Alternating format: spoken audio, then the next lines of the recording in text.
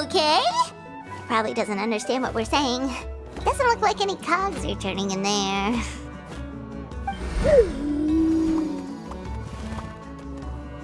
Whoops! Sorry! No offense intended! You there! You dare disrespect our elder?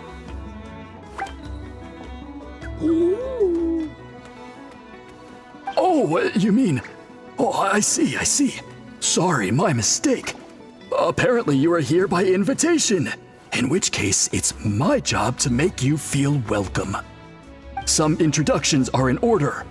I am Koholam, one of the priests of our tribe. And this is our Iktomisor elder, the great Tlapokpoktitstatel, a living totem among the masters of the Night Wind. Whoa, that's quite a tongue twister. In truth, we usually go with Elder Tlapo for short. You're welcome to do the same.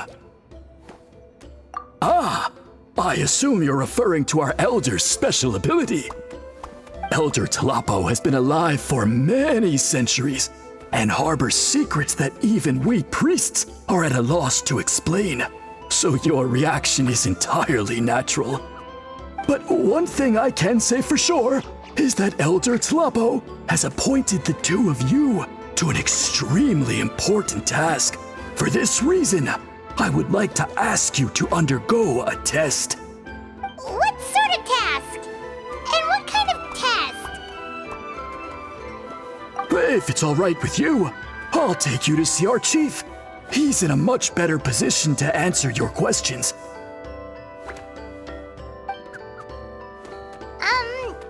Okay, sure. Very well. Then please follow me. You can use this scroll to go directly to the obsidian altar, where the chief is. Don't worry, it's just one of the many mystical abilities of our tribe.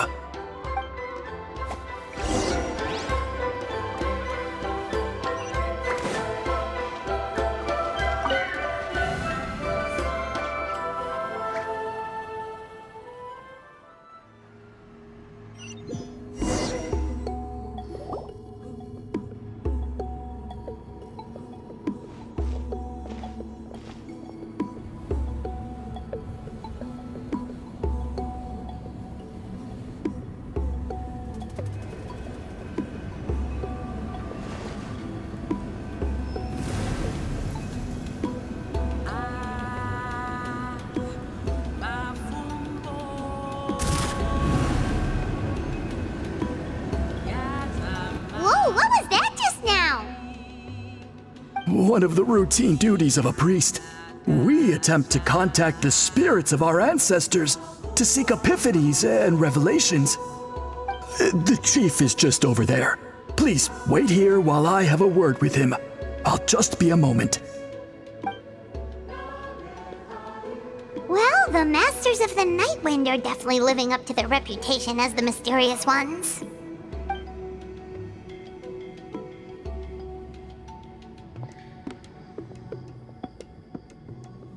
All right, I've told the chief why we're here, and now you may speak with him.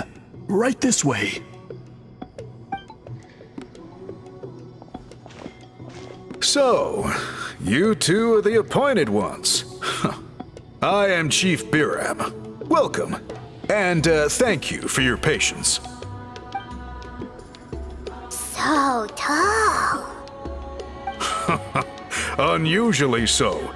Yes, I am aware, but I assure you, it's no cause for alarm. Oh, no, of course not. Sorry, Paimon just reacted without thinking.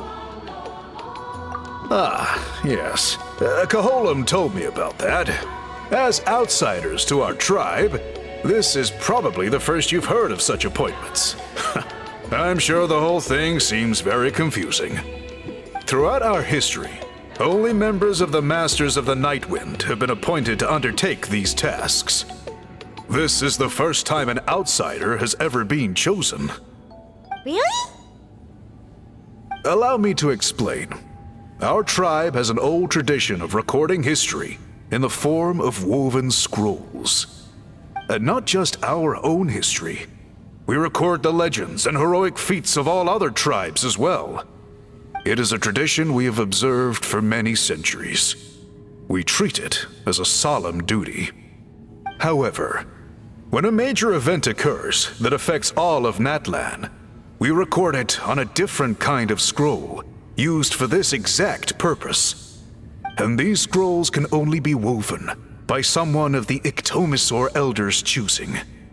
When the Ictomisaur Elder senses a major change in the ley lines, it will issue a formal declaration to appoint a creator for this scroll. Whoa, so you mean... Elder Talapo sensed a ley line change quite some time ago, but had not yet designated the scroll weavers until you arrived. Okay, but just so you're aware, we don't know the first thing about weaving scrolls. As a matter of fact, that does not surprise me at all. How come? In the 200 years that Elder Talapo has held this position, none of the appointed ones have ever been experienced scroll weavers. Does that mean 200 years of major historical events have gone unrecorded? No. They all submitted scrolls in time, yet each of them claimed it was not their own work, but a gift from the spirits. Man, this tribe gets more mysterious by the second. Yes, well, that is the part that troubles me.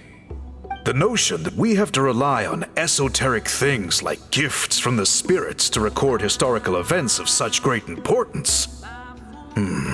It is unsettling. Huh.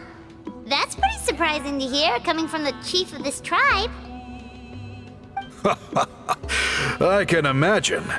You probably see the Masters of the Nightwind as a people shrouded in mystery, who pride ourselves on our arcane practices.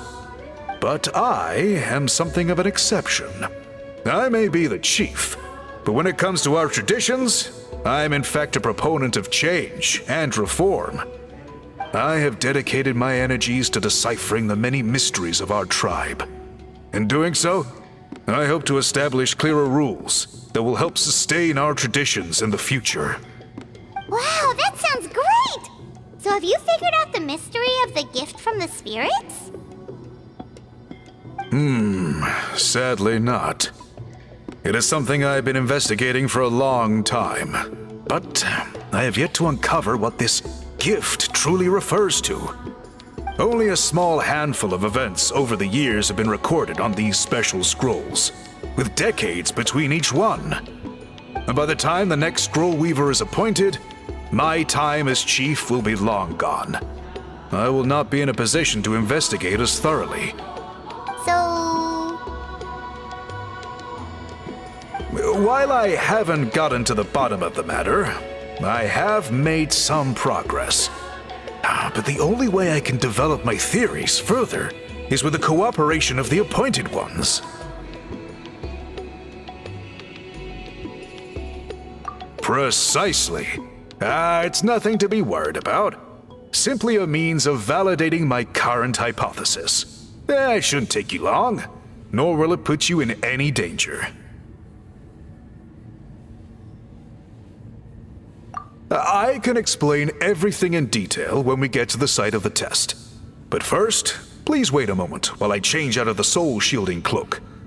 This garb is one of our important cultural relics, handed down by generations of chiefs. It is only to be worn when conducting certain ceremonies. Oh!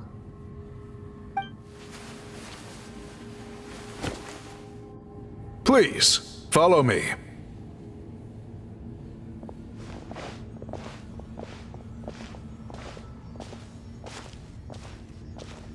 Do you see this scroll?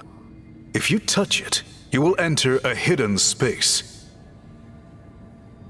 Today's test is, quite simply, to find a way to escape that space. That's it? I assure you, it's not as easy as it sounds. If you cannot find your own way out, I will of course intervene to bring you back here. But then, we will be no closer to solving this mystery. Good. Simply touch the scroll to begin the test.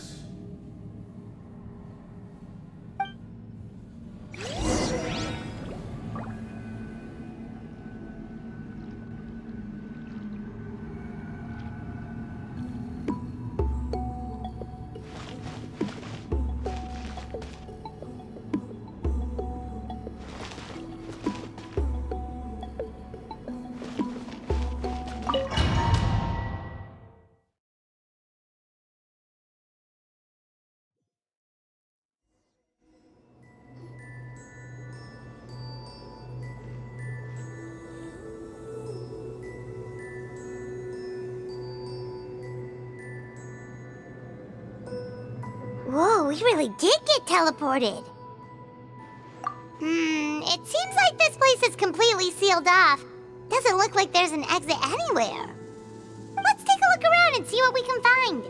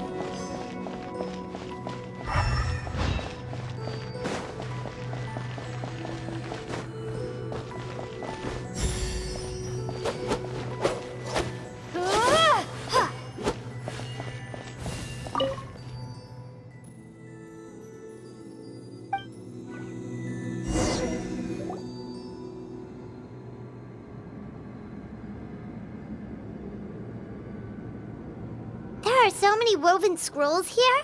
Paimon remembers seeing some of them before in other tribes. They seem to record historical events. This one really stands out from the rest. For starters, it's the biggest of them all. Wonder what story it tells. Yeah, you're right. Over there, something just flashed. Traveler, did you catch that?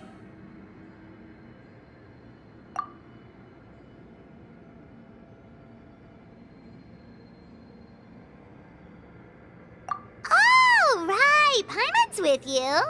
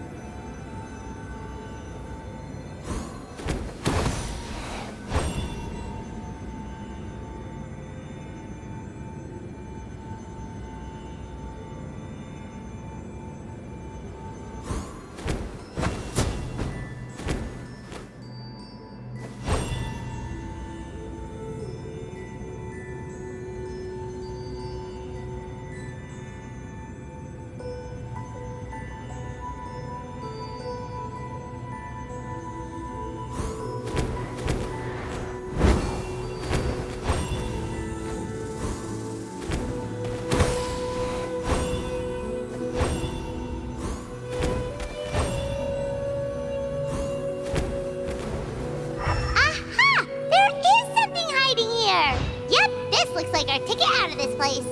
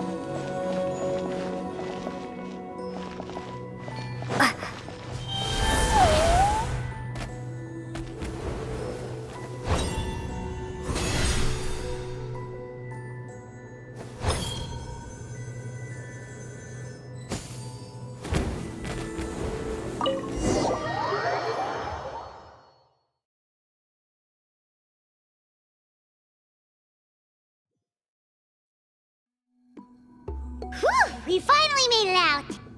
It is just as I thought. You are indeed capable of undertaking this mission. Yes. You saw many distinctive-looking scrolls there, didn't you? Sure did. This specific kind of scroll was left to us by our ancestors. Upon investigation, I discovered what sets it apart is the use of a color not featured in ordinary scrolls. It is a most mysterious color that most people cannot even detect. Now, I myself had to employ special techniques to confirm its existence. Yet there are those who are born with a natural ability to perceive it. And that is why I wanted to test you. You mean... That space you just entered was an exhibition room for storing this variety of woven scrolls. Centuries ago, a great shaman by the name of Huitzilin put in place a security measure so that anyone who entered the room without permission will become trapped inside. It exists to this day. And although I have not managed to decipher how it works, I have at least found out how to turn it on and off. Once someone is trapped inside, it is all but impossible for them to escape without outside help, unless they share the great shaman's ability to perceive that strange color. Clearly you must have this ability, which leads me to believe that our Ictomisaur Elder can sense this ability in people, and that it appoints a scroll weaver on this basis. Another secret power? Traveler, you are full of mysteries. Still, having this ability doesn't change the fact that neither of us know where to start with weaving a scroll. Don't worry about that. The method for weaving this kind of scroll appears to be largely the same as for an ordinary scroll.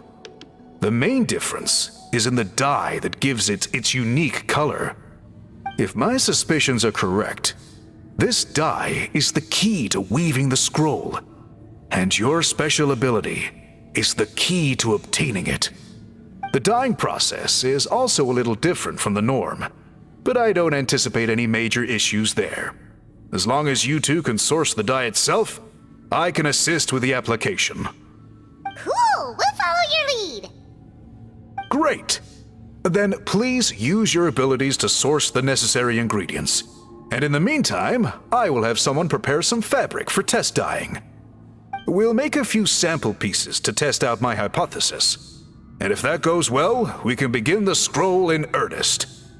If you agree to help, you can expect to be handsomely rewarded once this is all over. So, what are your thoughts? Agreed, especially if there's a reward in it. What is the reward, by the way? Is it food? Paimon hopes it's food. Given the stakes involved for our tribe, I was thinking a substantial sum of mora would be appropriate. Surely that would be preferable to just a free meal. Mora works too! Anyway, how do we go about finding these ingredients? Are we supposed to just keep walking around Natlan until we stumble across them? Thankfully not. I've already identified a location where I suspect they may be found, and I've arranged for someone to guide you there. Your guide is waiting just outside. You can set off at your leisure.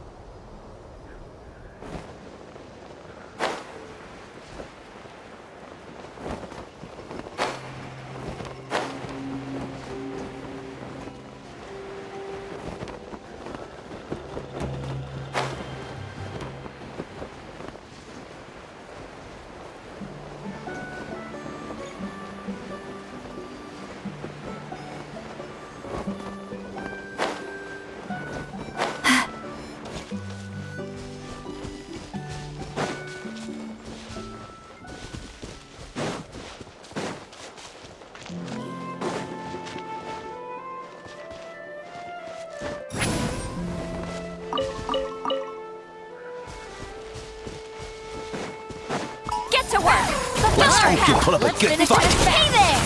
Umbrella warfare, I guess. Fire! Here. Let's finish Inazuma shines eternal! That was quick.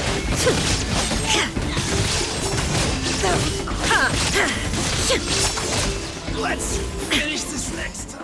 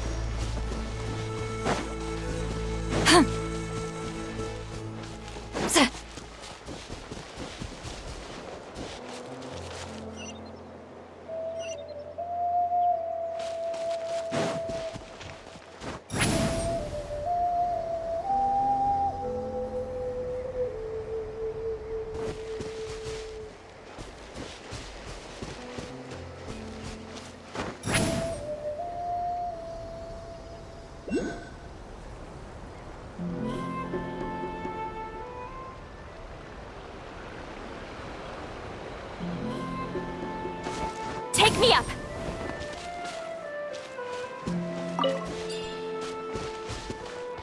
Rise like smoke!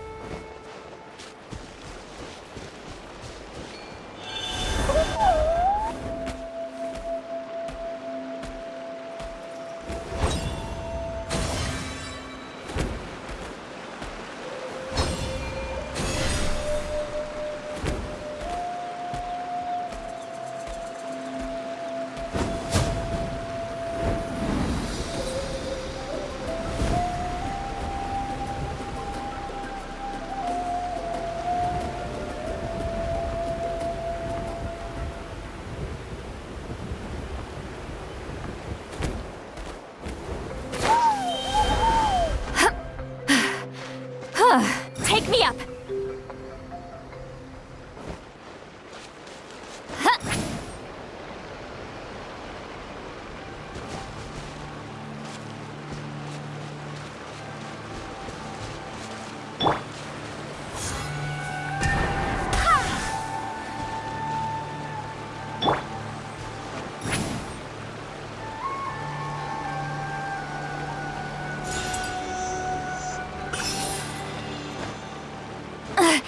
I'm tired all...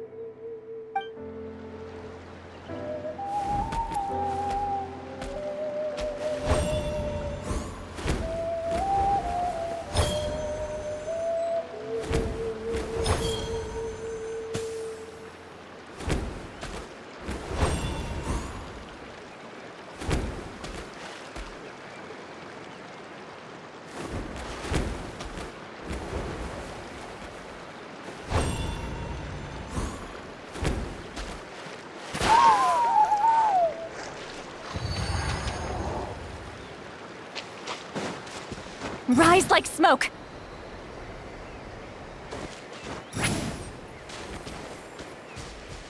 Coming at ya! Watch out! Hiya!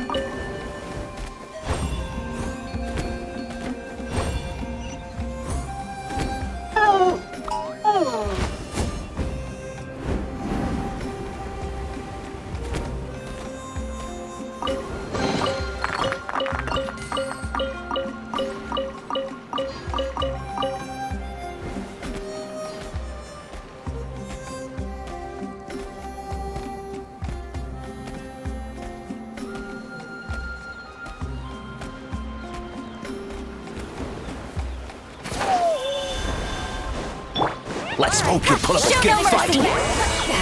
Suffer the wrath of Eastleigh! Fulfill our path! Fire! Well, watch out! Watch out! Let's finish this next time. That was quick! Feeling lucky?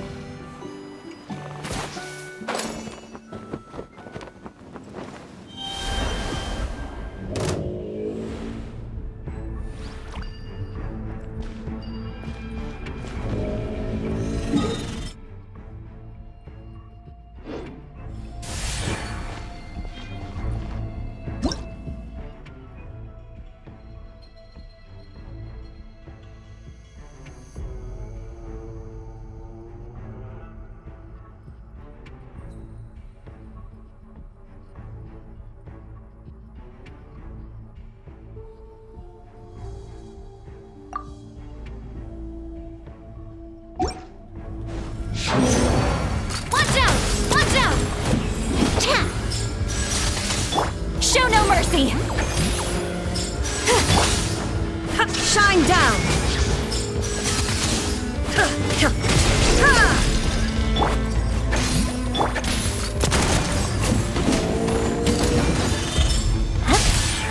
Watch out! Illusion shattered!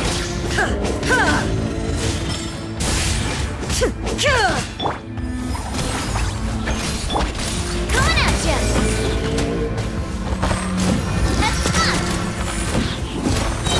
Attack! That's the way. Watch out! Shine down! Get to work!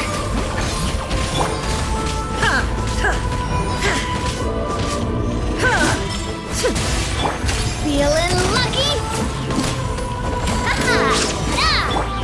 Illusion shattered! Hey there!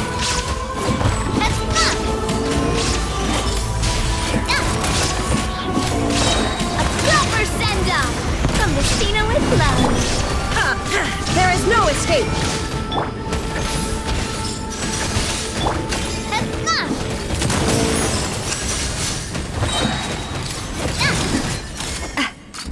Hey there! Fire! Well, Shine down! Fulfill our pact! Get to work! You two! Time to... Now you shall perish!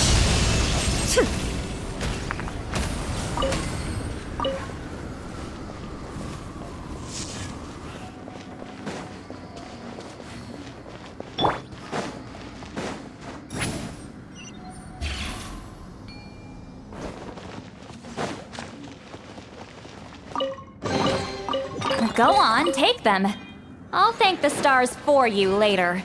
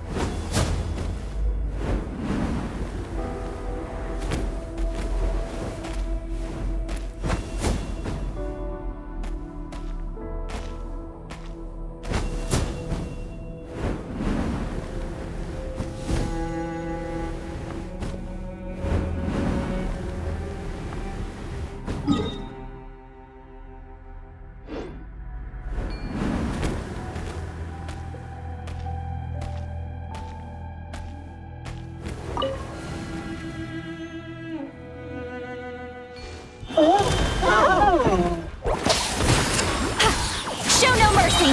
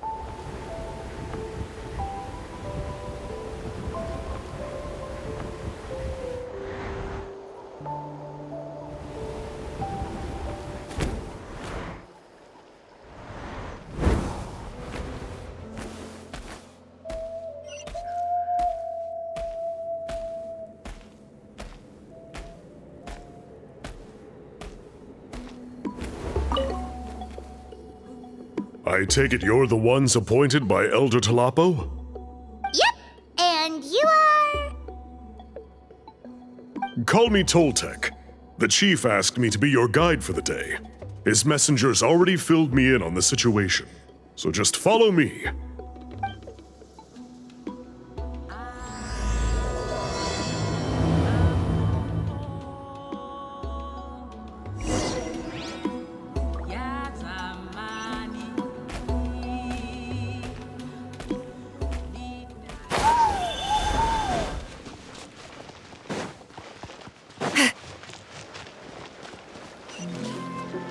Take me up!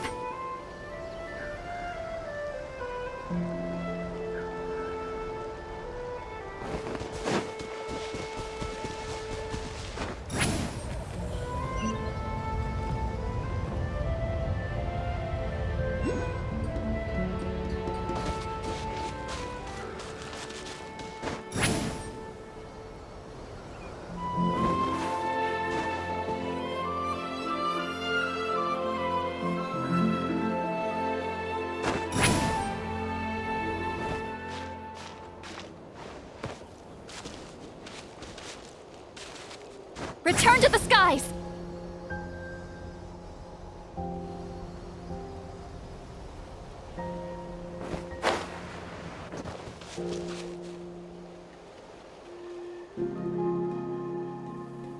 Rise like smoke!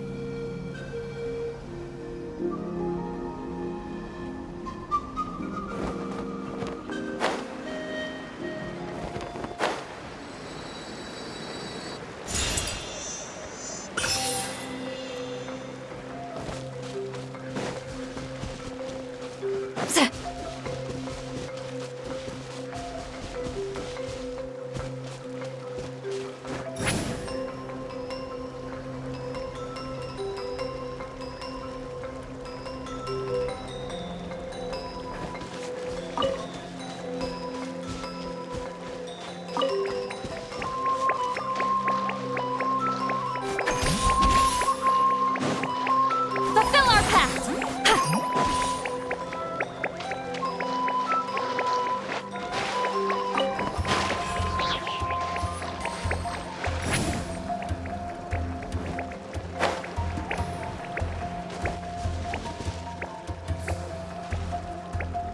Show no mercy!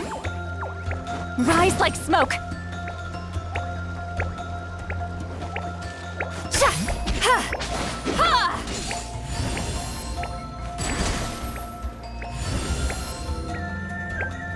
Sha! Get to work!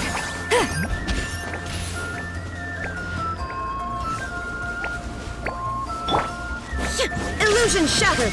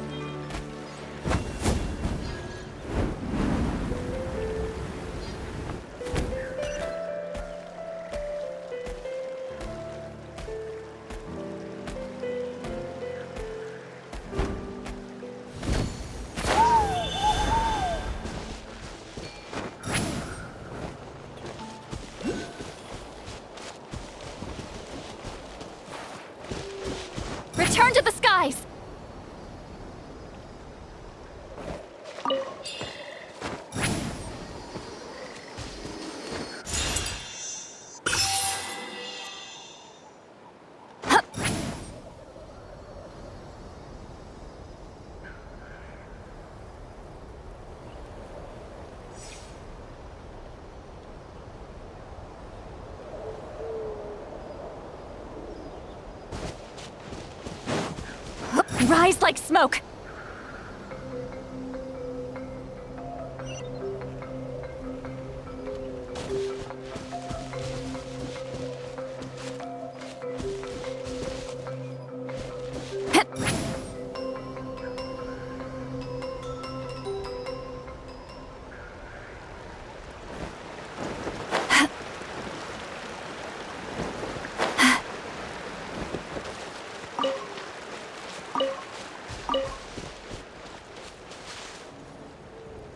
So the dye is somewhere in this cave, huh?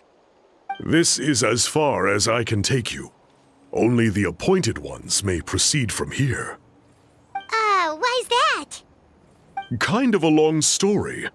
Apparently, there's a certain fruit that grows in this cave, the juice of which can be processed to make an excellent dye. Many years ago, our ancestors set out to make a series of ambitious works of graffiti art. They selected this cave to make them in, presumably due to the availability of the dye. However, they didn't want anyone to see their work before it was completed, and so they sealed off the entrance to control access. To bypass the seal, you have to have mastered the art of color perception, or something like that. Oh, right. The strange thing is, our ancestors never removed the seal even after they finished the graffiti art. Since it was sealed off, the only person who's been inside is the great shaman, Citlali, and that was 300 years ago. According to her, the artwork tells the story of a hero by the name of Kuntur. But I digress. Sorry, I'm a big fan of graffiti artwork. Once I get talking, I can go on for hours. So you're sure you don't want to come with us? I'll pass. I tried to get in once, but the seal blocked my way. I tried getting my Iktomi to clear it with its powers, but even that didn't work. I guess it's supposed to be a test left there by our ancestors. If you don't pass the test, you're not worthy of viewing their works of art. Aww. Don't worry about me, though. I wouldn't be joining you this time even if I was able to get in. Unlike our chief, I don't have the guts to challenge our traditions. This task is specifically appointed to someone by the Iktomi Elder. Who knows what bad things might happen if I got involved? Fair enough. All right, we'll try not to take too long.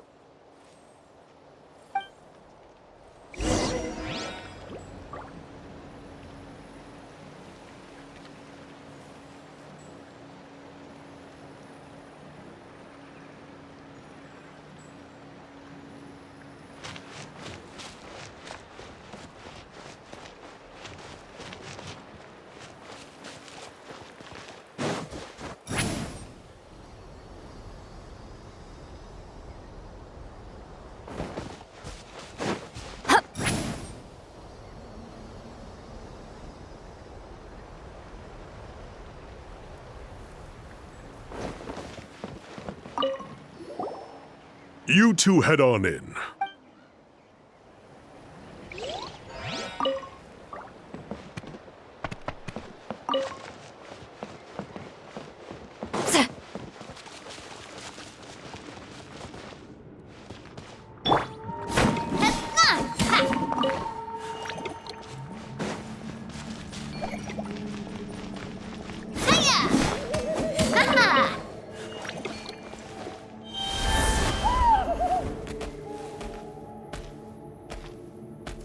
Looks like there's no way past.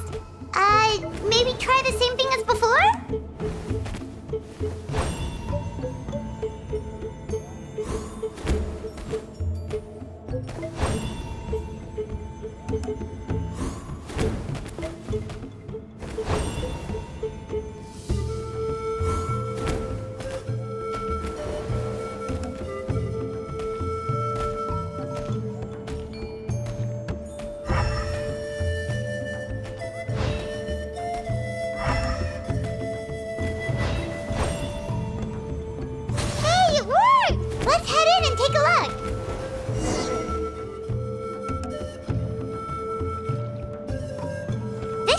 place. That fruit Toltec mentioned should be the one on the wall, right?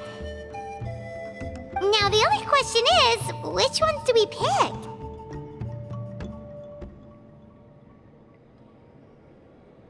Well, go ahead, try it out!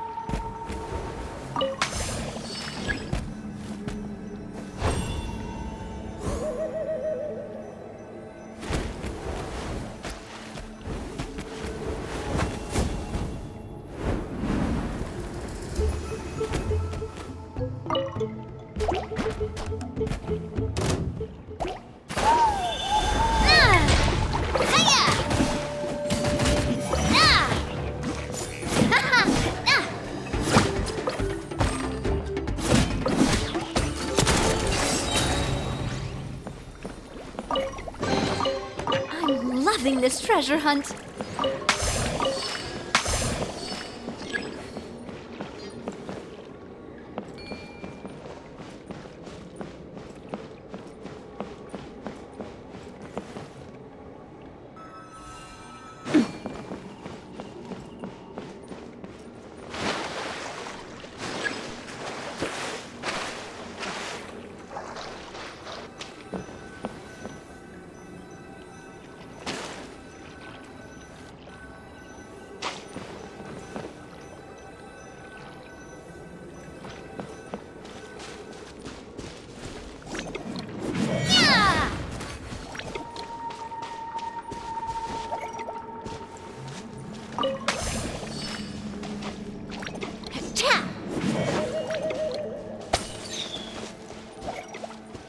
Feeling lucky?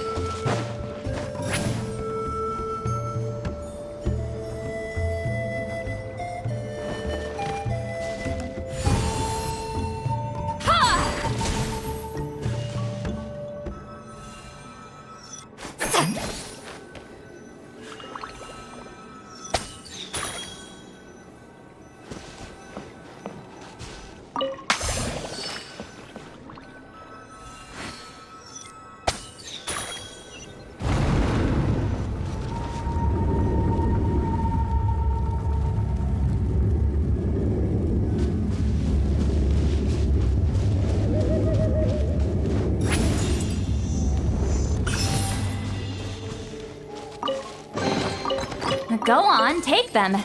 I'll thank the stars for you later.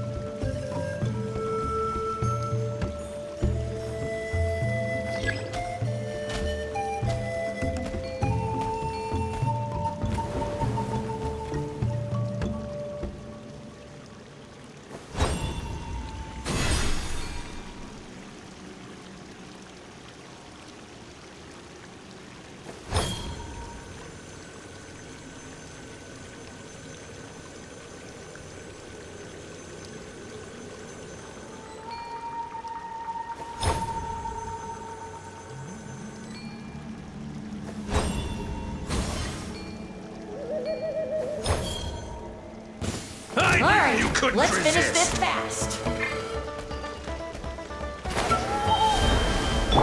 Coming at ya!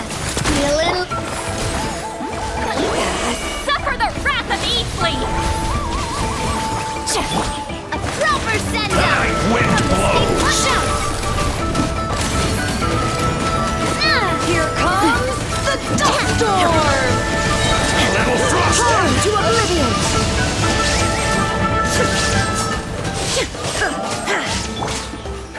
Fulfill our pact! Citlali, East Papa, get him! Here comes Yeah! Shine down!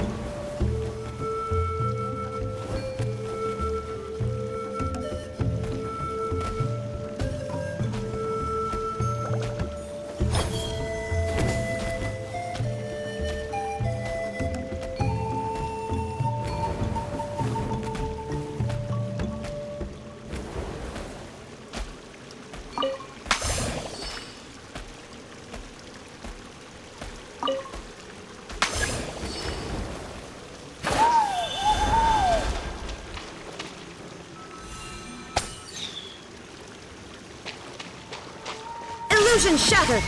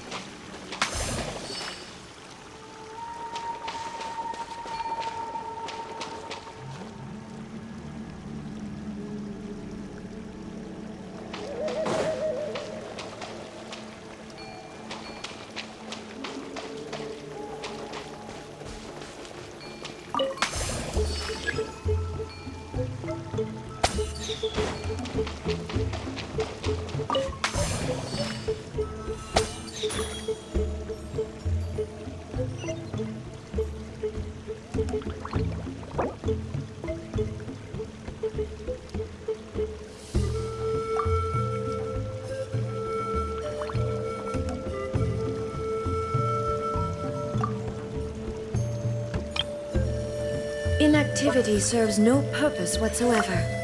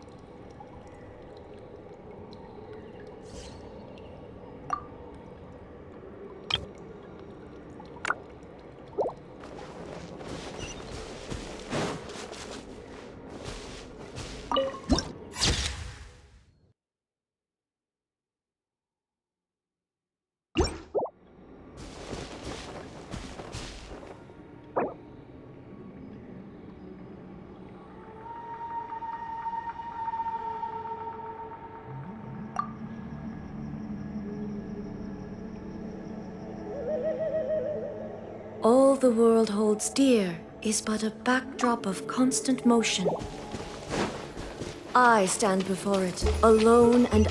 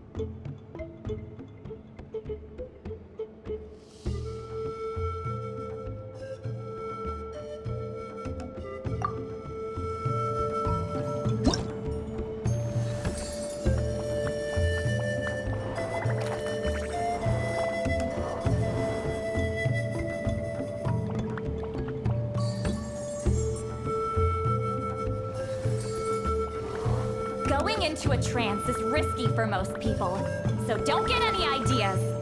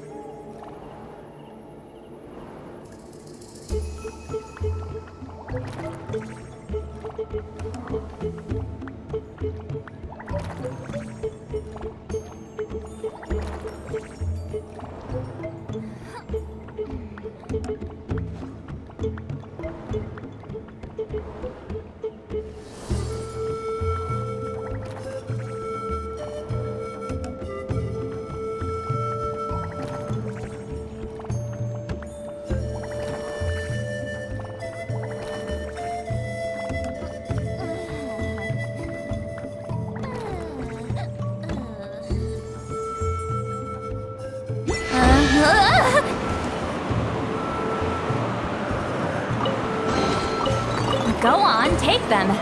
I'll thank the stars for you later.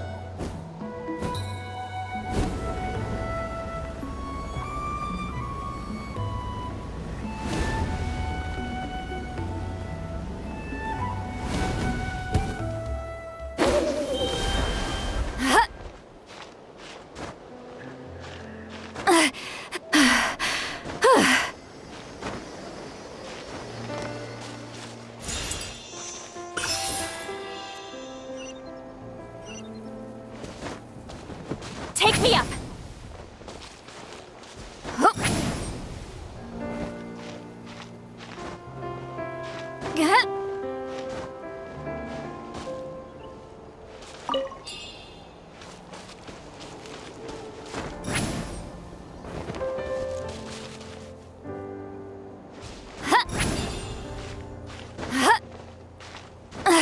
I'm tired already.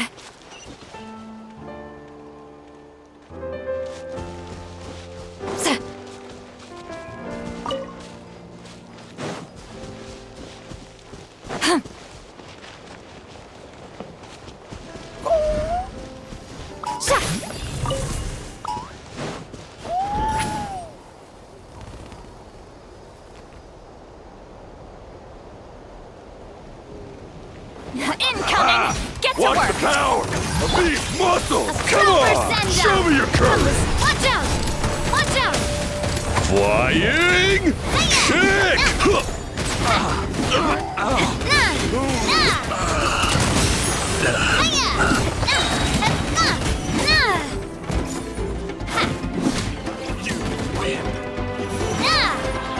I'm coming at ya!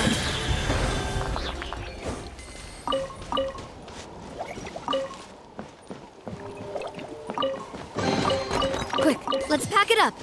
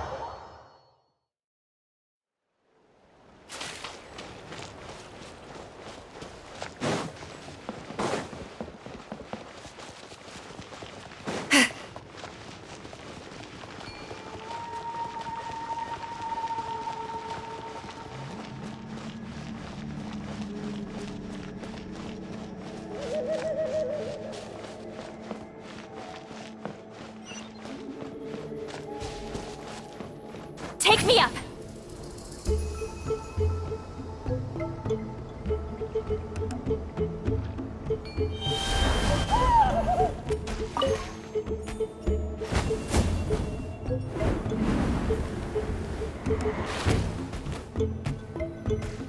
You saw something, right? Whatever it was, grab it!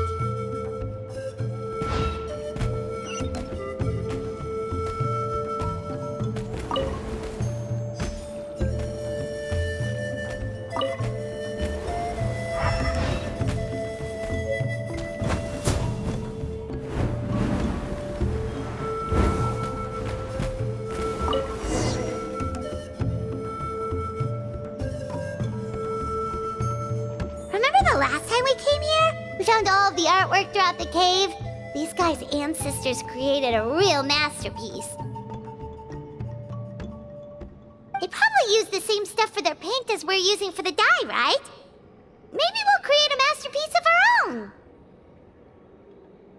Yep, let's head back and meet up with Toltec.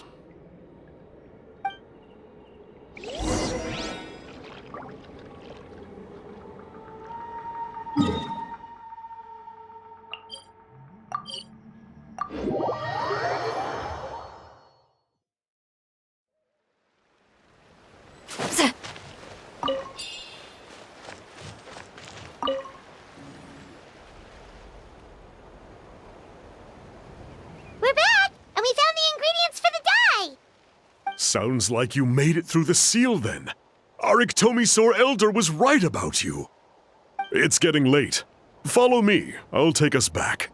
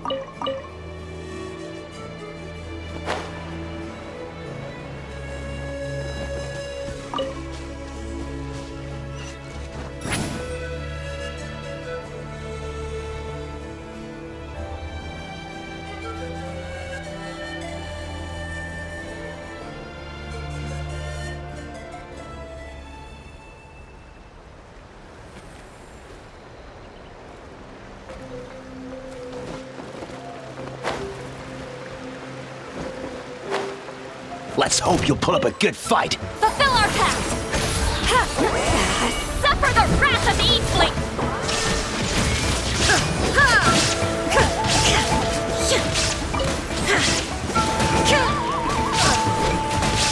Inazuma shines eternal! Let's finish this next time.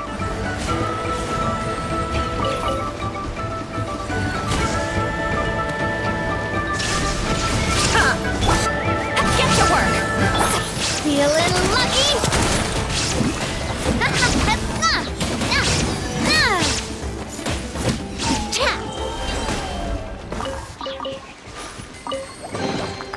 Whoa! What a stroke of good luck!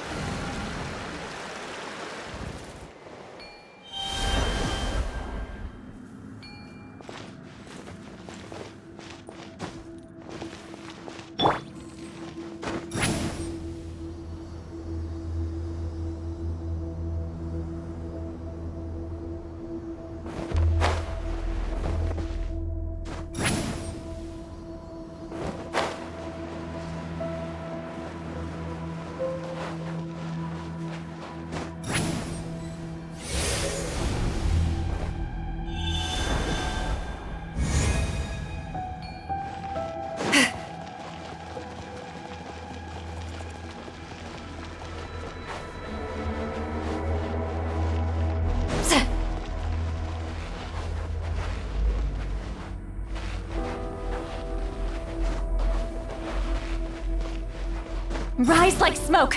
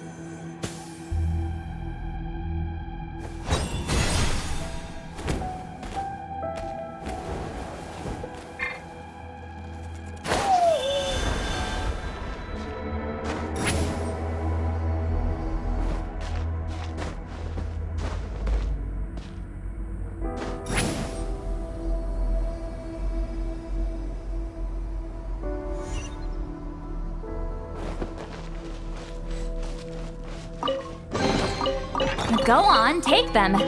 I'll thank the stars for you later.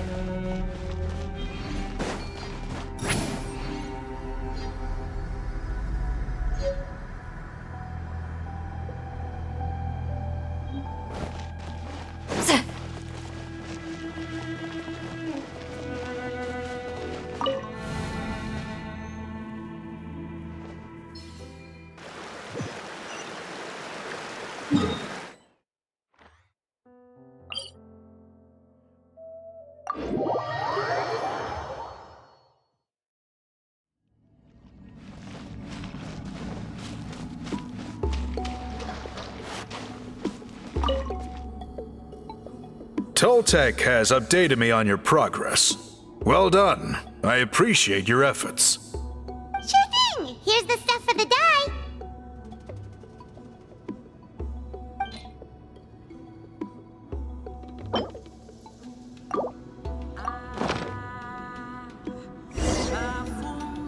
I see. Yes. This is certainly a very different substance from typical dyes.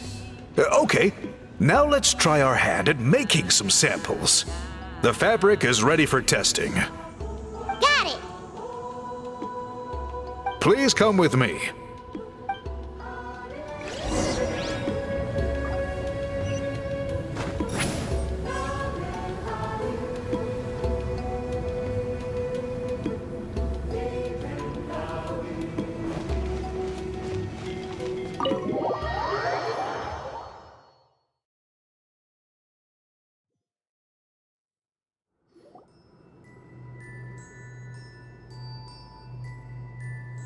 Take a look at this. It's a woven scroll made by one of our ancestors. This is the kind of thing we're trying to make. Ooh! The person depicted is the legendary shaman Huitzilin. She lived 200 years ago and was once appointed by the Iktomisor Elder, like yourselves. She was especially skilled in the art of color manipulation, and of course completed her task with flying colors. This scroll is a record of her deeds, and was most likely the work of her own hand. The quality is simply breathtaking, even compared to other scrolls of this variety. Sadly, since she passed away, all of our Iktomisor Elder's subsequent appointees have had to rely on the gift from the spirits to complete their work.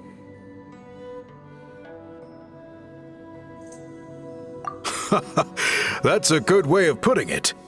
My only quibble with your phrasing would be, it's not just me, but us. Hoo-hoo! Now Paimon's getting excited.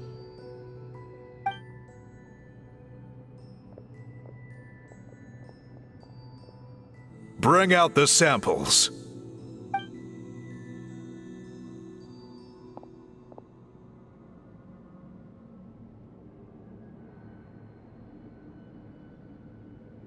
Now, as I mentioned, the dyeing process is a little complicated, but I am confident you will manage. Just make sure to follow my instructions carefully. The pattern has already been sketched out on the sample, so you just need to dye each block with the correct color. But you'll need to wait for the dye to fully soak in between each step to make sure the colors don't run.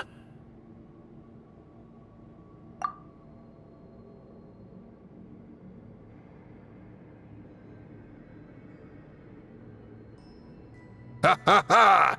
Good! The dye has taken to the fabric, and the pattern is crisp and clear.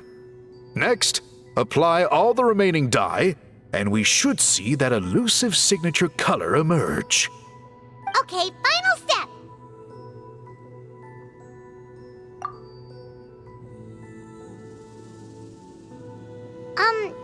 Did it work? Paimon doesn't see it. Oh, that color isn't showing up. Oh, the dyeing has failed. No, your technique was flawless. You did everything exactly as instructed. It would have made no difference if I'd done it myself. Then what went wrong? It could be the weaving technique, or maybe the dye has to be applied in a different way. Oh, whatever the case, it looks like I have failed to get to the bottom of this mystery. Sorry, Paimon wishes we could do more to help. I am the one who should be apologizing. I made you do so much work, and it was for nothing. I will, of course, honor my commitment to compensate you for your trouble, but I do hope you won't give up on this task. I plan to keep investigating, and will be sure to keep you updated with any progress. Don't worry, we're not quitters. Paimon does have a question, though. This whole process of recording history on woven scrolls seems so complicated. Why don't you just write it down instead? You said yourself you're all about change and reform. Well, this seems like a pretty good place to start, don't you think? Writing things down would be easier for everyone, and your records would be more detailed. I think you perhaps misunderstood my philosophy, but that's okay. I can answer your question, but there's somewhere I need to show you first. Oh, sure.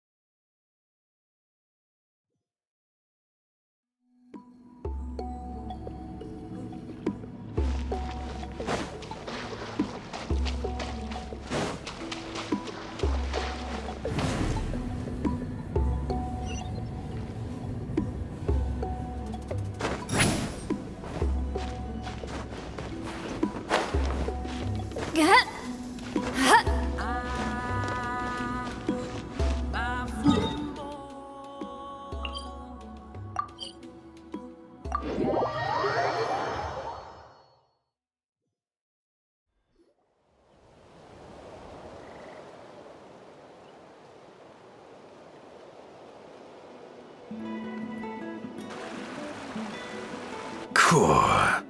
Look at this view. What do you think? It's gorgeous! Now, try looking a little further. Whoa, that graffiti! In all the years since the founding of our tribe, those colors have been with us every step of the way. It is true that I seek to bring new life to this ancient tribe through change and reform, but I also understand there are certain foundational things that we cannot afford to throw away. The foremost of these is the way we record our history. Oh, that makes sense. Since the very beginnings, our tribe has always sought to bring color to history. And I have a deep sense that this is one part of our heritage that we should not give up. So, whatever it takes, I must find a way for us to continue producing our traditional woven scrolls. You're completely right. Paimon's sorry for what she said earlier. It was out of line. It's quite all right. I'm just grateful you're able to understand where I'm coming from.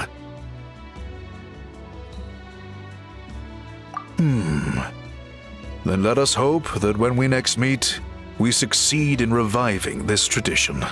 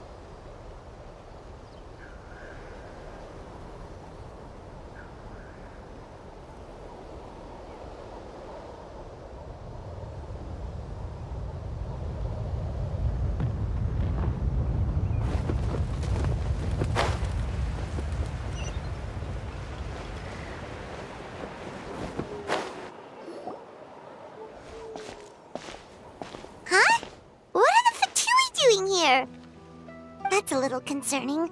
Let's go over there and see what they're up to. Also, how did they get this close to a tribal settlement? Huh. All the Fatui left in Natlan are probably the captain's subordinates. That basically makes them followers of one of Natlan's heroes. Still, once a Fatuse, always a Fatuse. Something seems off seeing them here. Let's go check it out!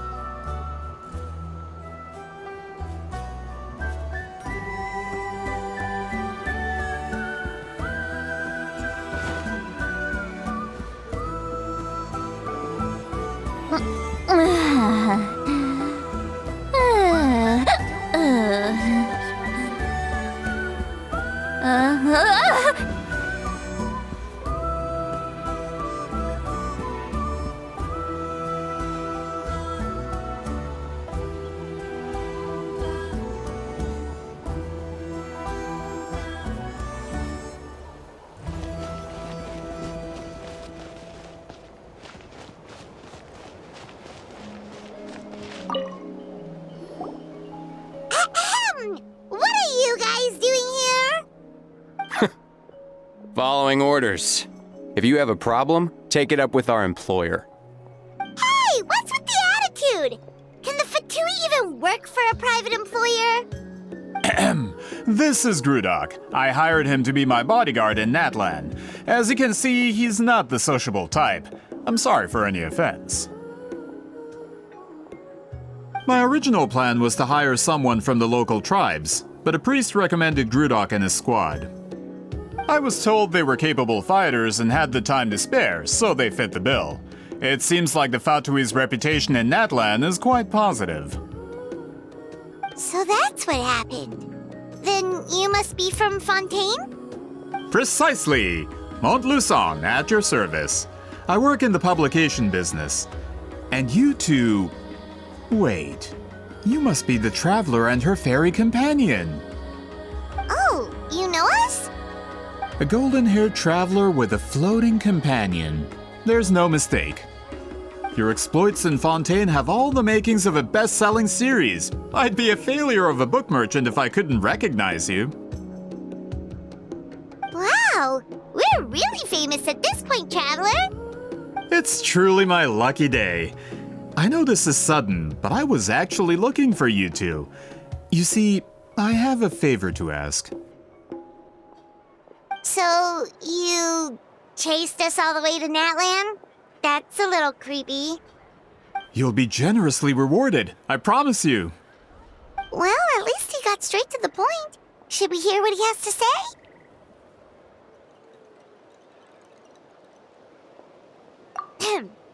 All right, we'll hear your request.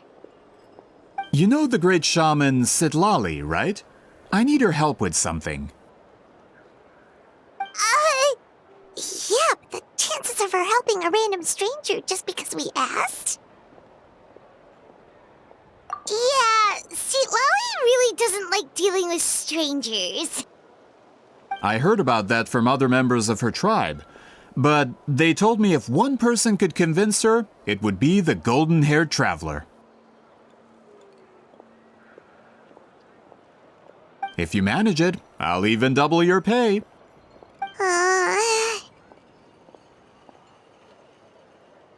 Oh yeah, we should definitely get to the bottom of that first. It's kind of a long story, and there's tribal history involved, so you should hear it from an expert. Allier, if you could. Of course. I don't often have an eager audience for this kind of thing. Nice to meet you. The name's Allier. I'm a researcher from the Fontaine Research Institute. Unlike most researchers, I have a keen interest in ancient ruins. That's why I was invited to join Monsieur Montluçon's team. Have you heard of the legend of the great shaman Huitzilin?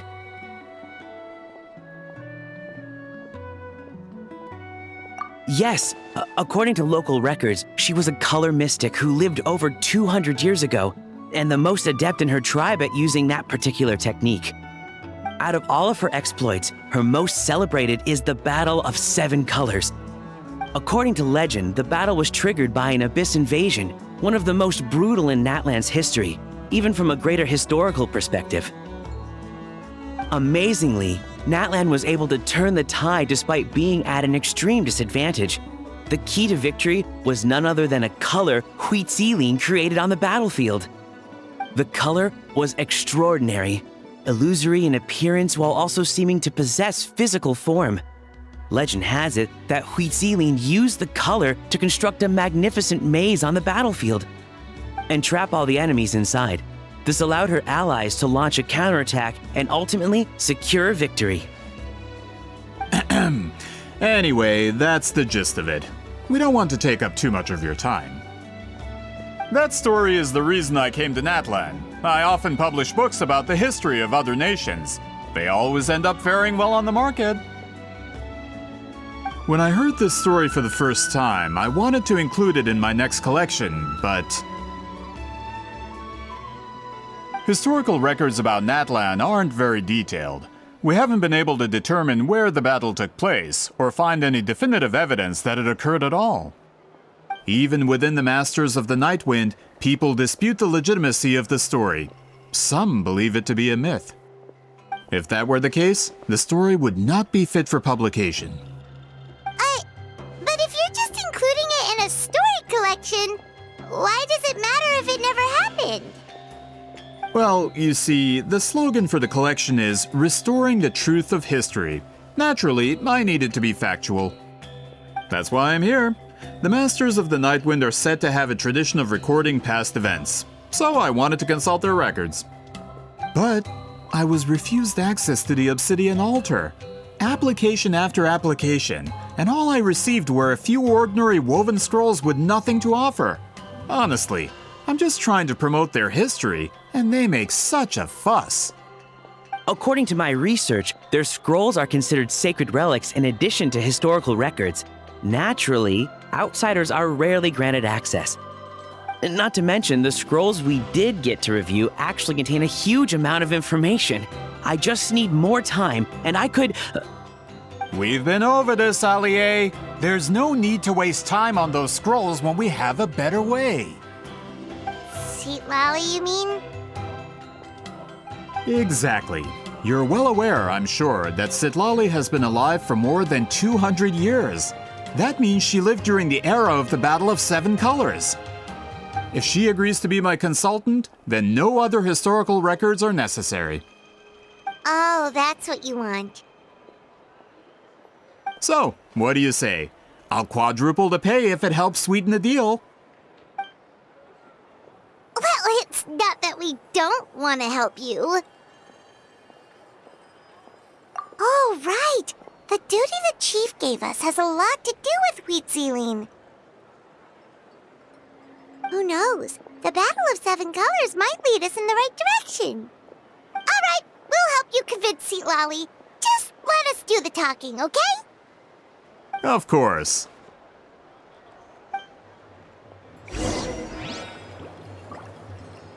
Don't worry, I'm sure they'll show up soon.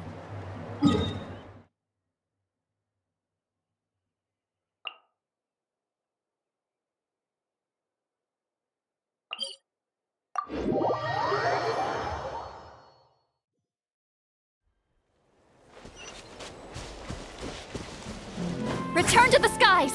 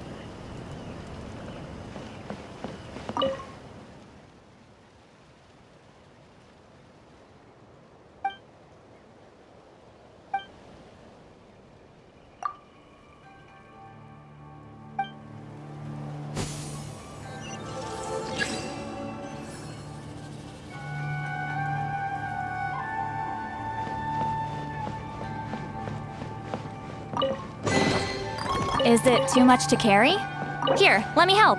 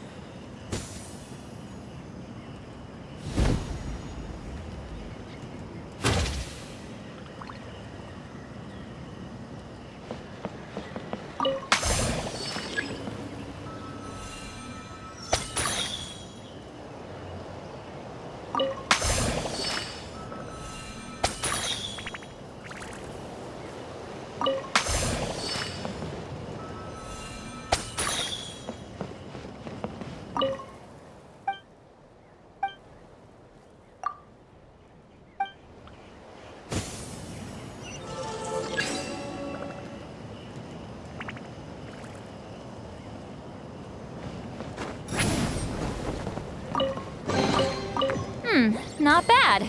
It's all yours.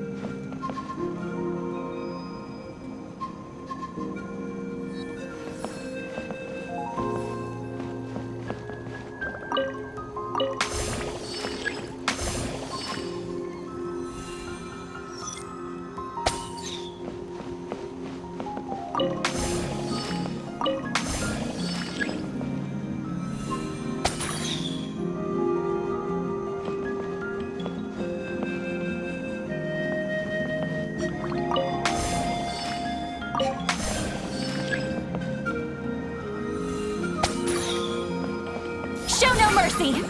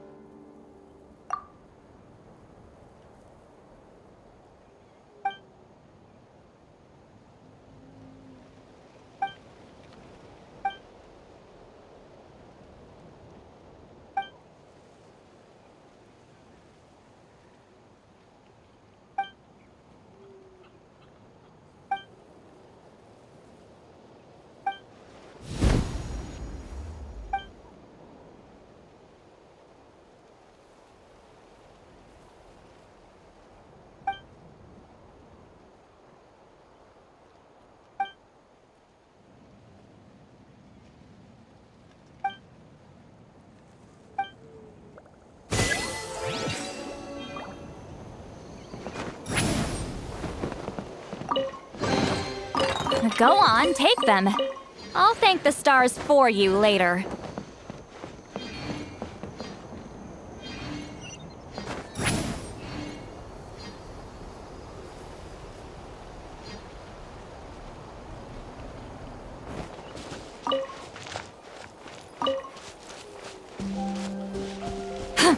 Return to the skies!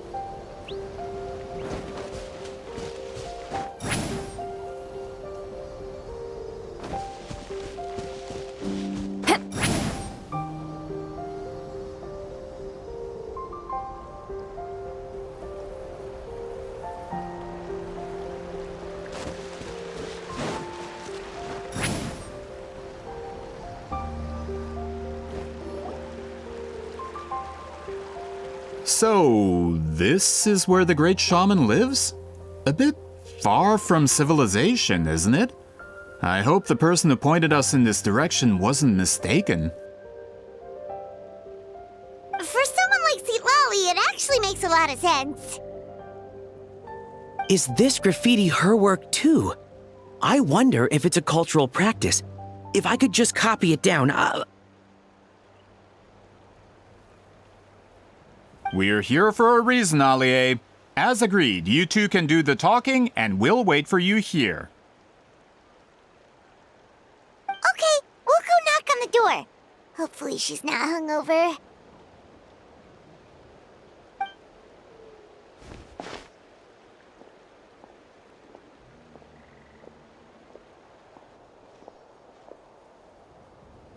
Citlali?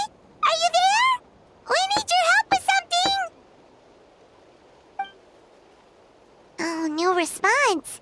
Maybe she's not home.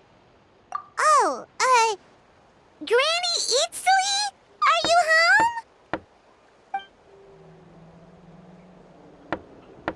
home? Hey, kid! If you're here to challenge me, book an appointment first.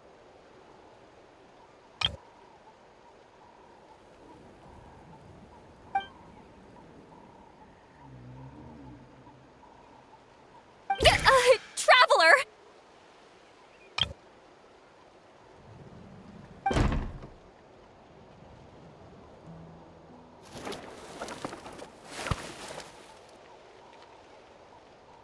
Looks like we came at a bad time. Are you still there? Just come in. We can talk inside. Well, at least we didn't get turned away.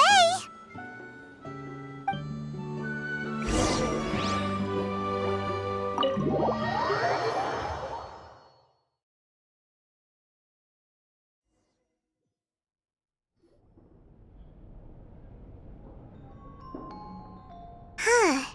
So this is where Citlali lives. I didn't have time to fully clean up the place.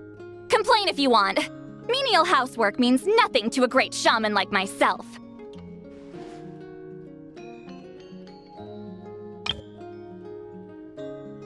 Besides, in light novels, people who keep everything neat and tidy are always too boring to be the protagonists. Also, I'm not a hermit. I'm just above superficial rules of societal etiquette.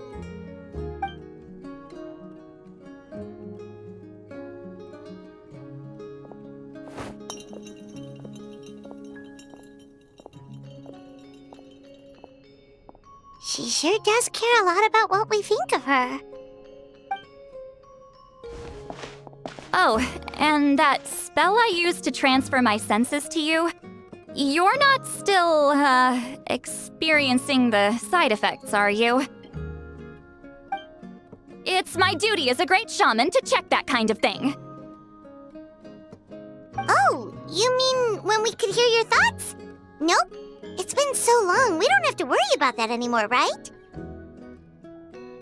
Then why do I hear the traveler's thoughts in my head? What?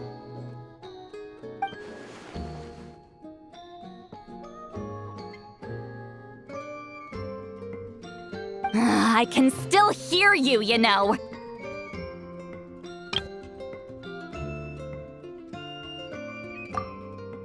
Don't bother. I'll find a way to fix it. First you hear my thoughts, now I'm hearing your thoughts. It was just a simple spell. I use it on you, and now it's on the fritz.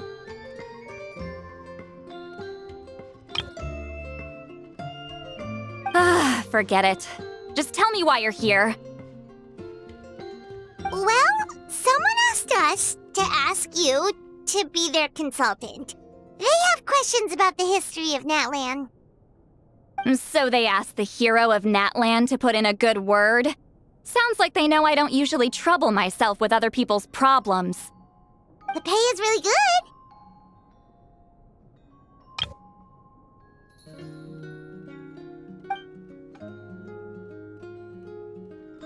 Doesn't matter, I'm busy. She sure doesn't look busy. Paimon knew this wouldn't get us anywhere. From you? Yeah, we were given a sacred duty to help your tribe weave a special scroll. Huh? So, you're the appointed ones this time? We were surprised too. After all, we have no idea how to weave a scroll like that. But with Chef Biram's help, we were able to make some progress. We still haven't succeeded, but we learned that the key to weaving the scroll is a special kind of color. The historical event those men want to ask about also involves color. If you help them, you might end up helping us too.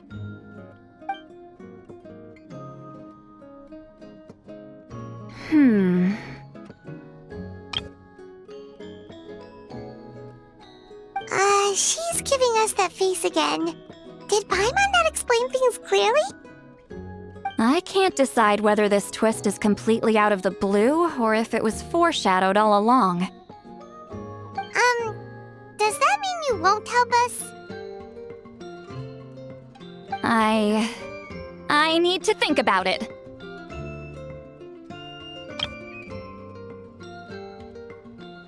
Then there's still hope. Hey, what's the holdup? Just give us an answer already. You agreed to let us do the talking!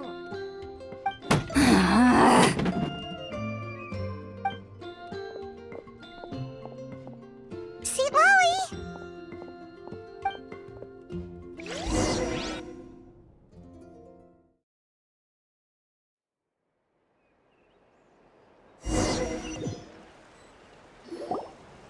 Stand down, Grudok.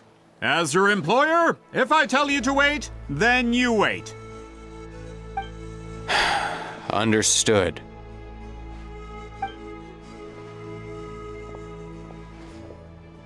You're the great shaman who's been alive for centuries? But you're so... Apologies for the disturbance. Grudok is a recent hire, so difficult to restrain sometimes. He's lucky he didn't force Citlali's hand.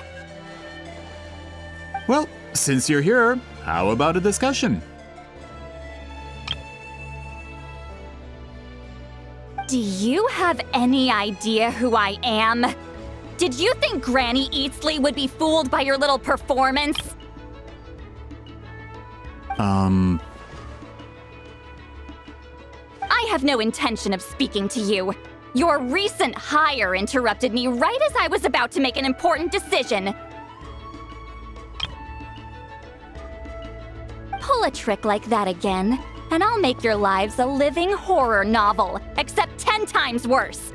That's all I came out here to say. Whoa. Traveler, we have a discussion to finish. You live up to your name, Granny Eatsley. I apologize for the offense. I'm just surprised the Battle of Seven Colors didn't pique your interest. You're investigating the Battle of Seven Colors? Ah, the Traveler didn't get to that part? Yes, I thought the Traveler could help me convince you. But, if I'm not mistaken, you have a personal interest in this matter, don't you? I heard that the great shaman Huitzilin was a friend of yours. You two must have been close. If I can resolve the controversy and prove the battle took place, I'll include it in my next collection. Then, all of Tevat will learn the truth. With your support, your friend's heroic deeds will once again be known throughout the land. Inspiring, don't you think?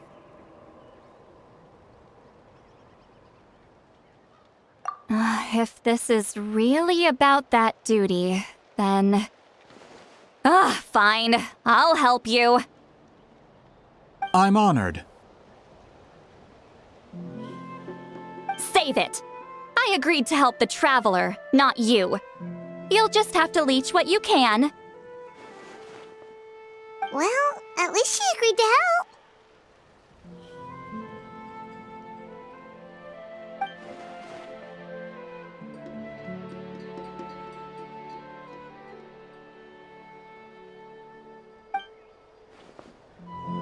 Who are you calling heartless? Not a problem. I always planned to work with the Traveler. So, did you directly experience any events of the battle? Do you have any idea where it took place? Can you think of any relics we could use to prove it? Talk at me, why don't you? Fine. No, no, and no.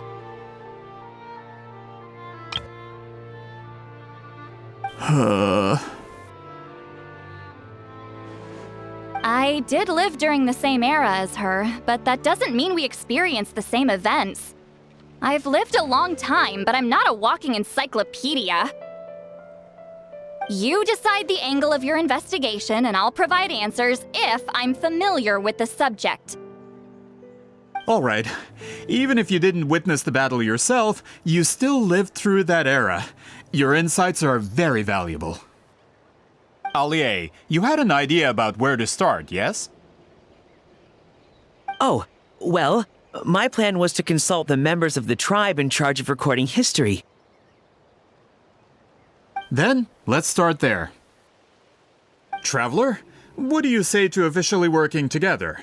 After all, it appears I can only get Miss Citlali's help through you.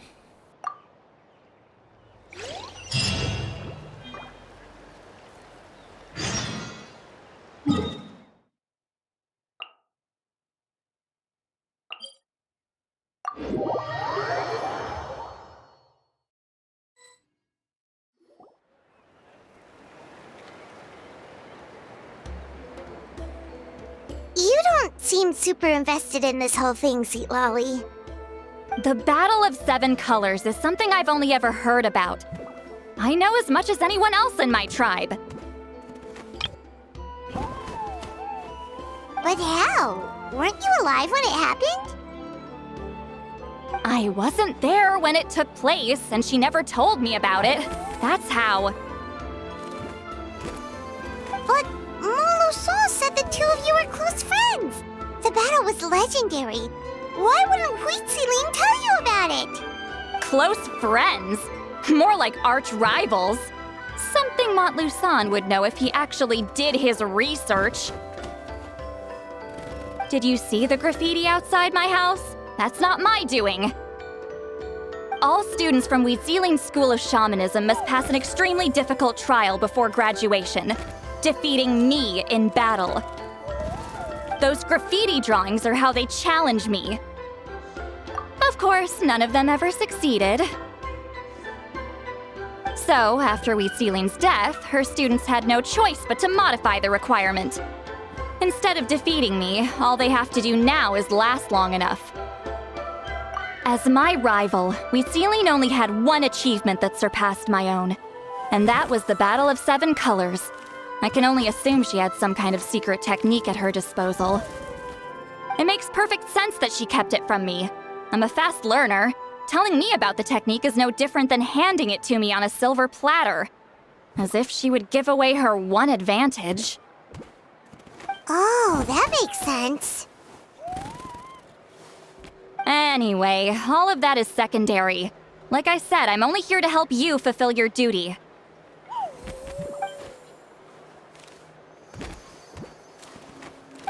Don't misunderstand. This duty is important for my tribe, too. A great shaman should do her part to see it done.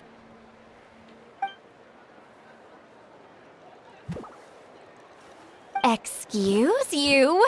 I fail to see what housekeeping has to do with my duty as a shaman.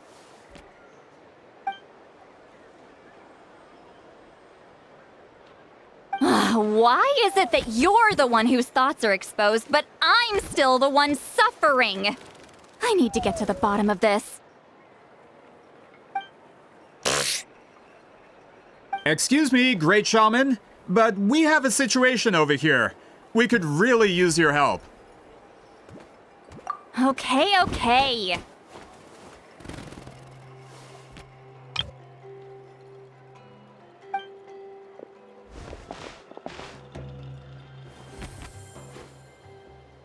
Of course the Battle of Seven Colors happened. The woven scroll proves it. Citlali used a mysterious color to construct a maze and trap the enemies inside. That's just your interpretation. There's more than one way to understand that scroll. Besides, constructing a maze out of color is ridiculous. Citlali was one of the most powerful shamans of her time. She definitely could have pulled it off. That's the biggest problem. She had students. Why not pass it down? A technique that powerful? And no shaman since has ever used it? Her students are keeping it a secret, of course. If you knew a technique like that, you'd be a fool to show it to just anyone.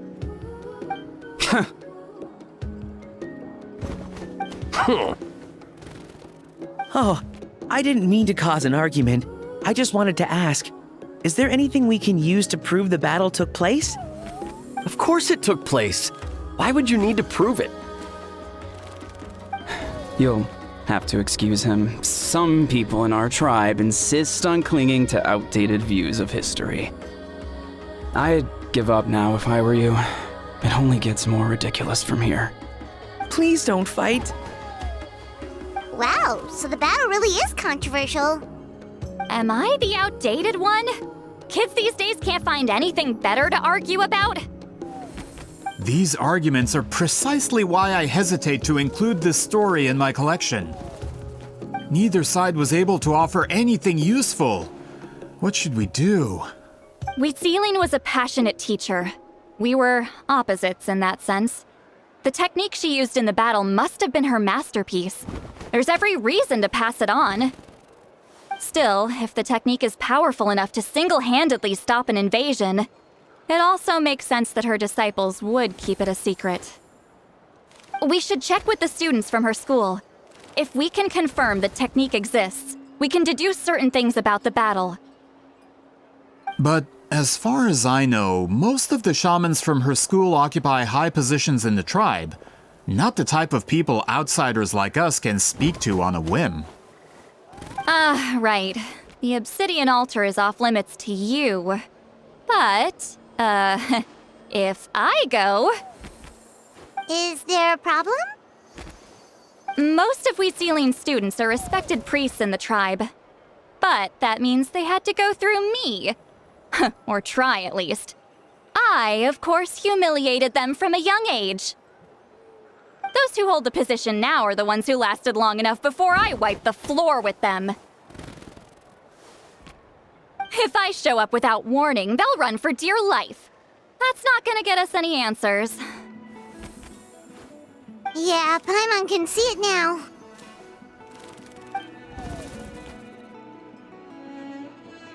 Hey, don't jump to conclusions. That was just a metaphor.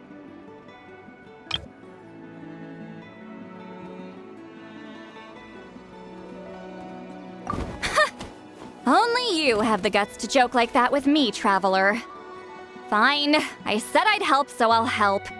But don't blame me if it goes wrong. Alright,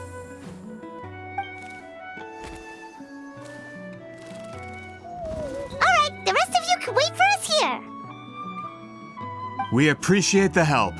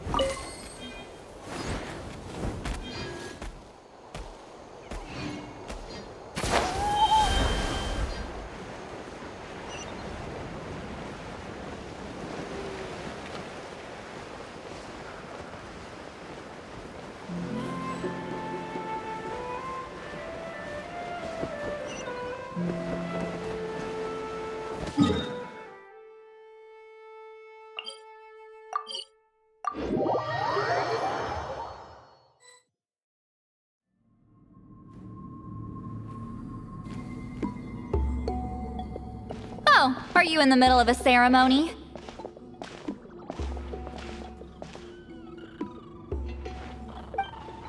Granny Eatsley?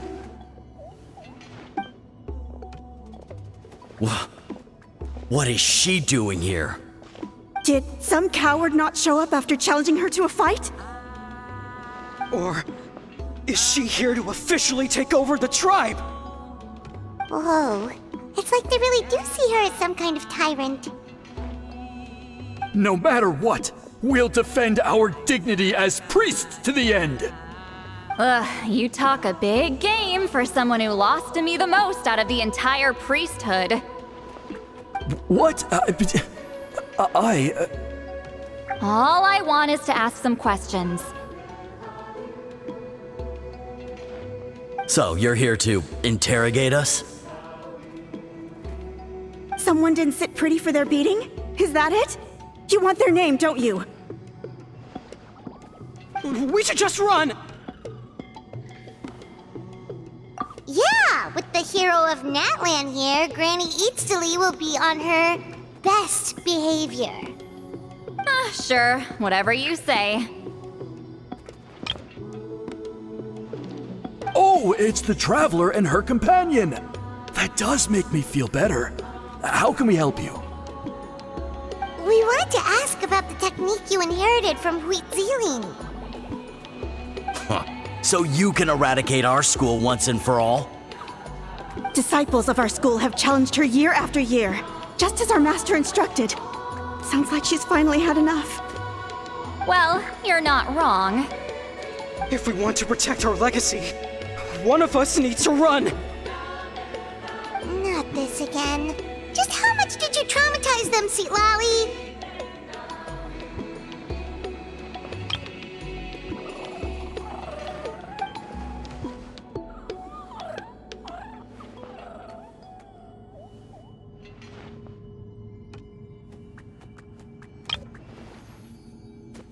Hey! You can't just say whatever you want just because it's in your head!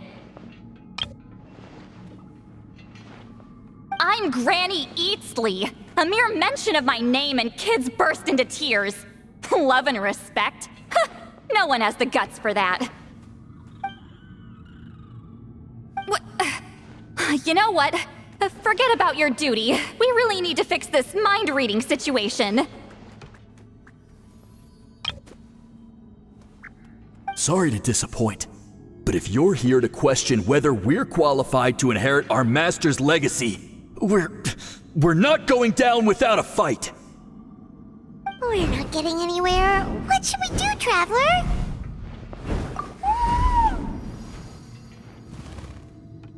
Huh? Oh, it's you. Elder Tlapo! Oh, we must have disturbed your meditation. Our deepest apologies. Please forgive us.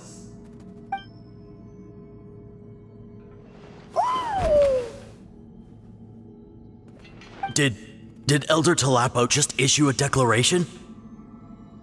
From what I can tell, in a single word, the message was... friend? Is Elder Tlapo telling us to treat Granny Eatsley as a friend? That's not possible, is it? Oh, you forget yourselves, my friends. You are esteemed priests of our tribe. Where are your manners? But Chief! I didn't expect to see you here, great shaman. My sincere apologies for the lack of hospitality. Well, I wasn't exactly planning to come to this crowded place.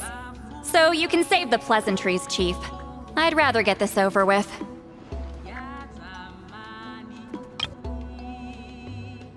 Understood. Now, as successors of Huitziling, I understand your friction with Granny Eatsley. However, Elder Tlapo's declarations have always showed us the correct path. you would do well to respect his counsel. So, mind your manners and allow Granny Eatsley to ask her questions. Good thing Elder Tlapo and Chief Biram are on our side.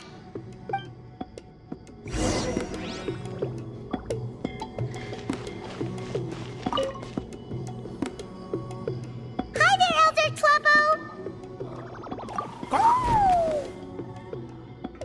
Hey, he seems pretty happy to see us. He's the one who put you in charge of the scroll, right? Yeah, Elder Tlapo appointed us to the task. Elder Tlapo, huh? He's still Claw to me.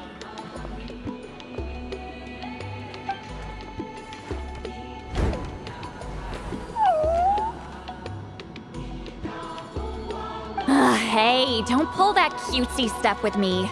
You're an Iktomisaur Elder now. You occupy an eminent and important position within the tribe. So, you already know each other?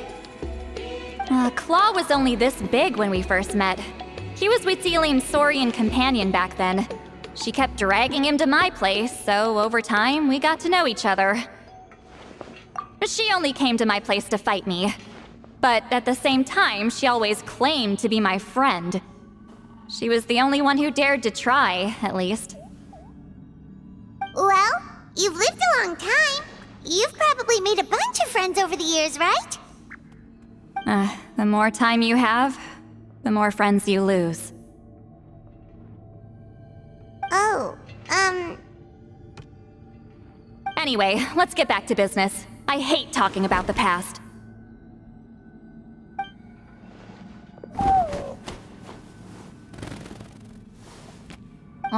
200 years and you still haven't given up, Claw?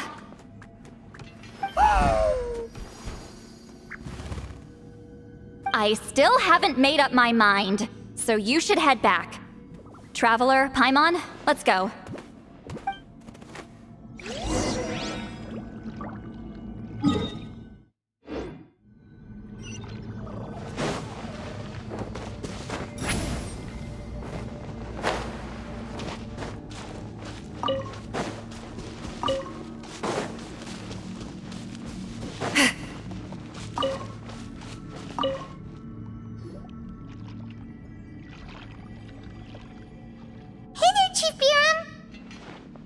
Oh, wait. We haven't reached out since the last time we failed the task, huh?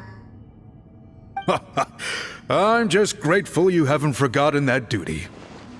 Actually, we have good news! We found another clue! I'm all ears. It's the Battle of Seven Colors. Wheatzilin's claim to fame? That sounds promising. But the battle took place hundreds of years ago. An investigation is bound to be difficult. True, but Granny Eatsley promised to help. Is that so? I've tried seeking her help in the past, but I never managed to coax her out. You should cherish this opportunity. Hey, don't complain! None of the previous chiefs succeeded either. Forgive me. That wasn't my intention. It was a comment on my own failings. Paimon said you've been trying to figure out how to weave the special scroll. It is my duty, Great Shaman. Why bother? The scrolls always end up completed on time. So what's the point of figuring it out for yourself? If I may, this task concerns the history of Natlan as a whole. And in many ways, history is the memory of a people. Memory is sacred to our tribe. I'm sure a great shaman understands that better than a humble junior like myself. Something this important cannot be left to baseless rumors. I know you don't concern yourself with the daily affairs of the tribe, Granny Eatsley. Even so, as a priestess, I trust you wouldn't leave something like that to chance. I get your point. Of course, the one time I wish you could read my mind, it doesn't work.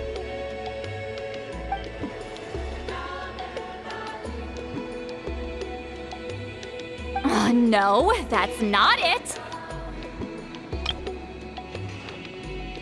Huh? It's not important. Rest assured, Baram, with my help, the Traveler and Paimon will definitely be able to complete the task. You have my thanks then.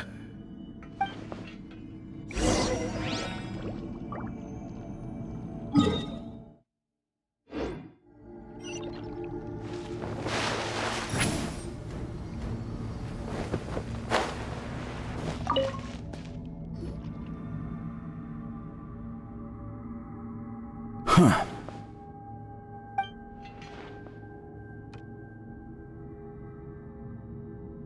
So are you here to test whether we're qualified to inherit Master Wheatselian's legacy? You've already been tested, haven't you? Well, frankly speaking, I don't think any of you are qualified. But that's not why I'm here. All you need to do is be good and answer my questions. Fine. Ask away. You've heard of the Battle of Seven Colors, right? Of course. It's our master's claim to fame. An immortal legend inscribed in the very history of our tribe. Then I'm sure you know there are those who question whether it actually occurred. I did hear people arguing about that the other day. It's disgraceful. How can they question something like that? It doesn't surprise me. Natlan has had more tourism lately. A lot of people have started getting strange ideas after interacting with Outlanders.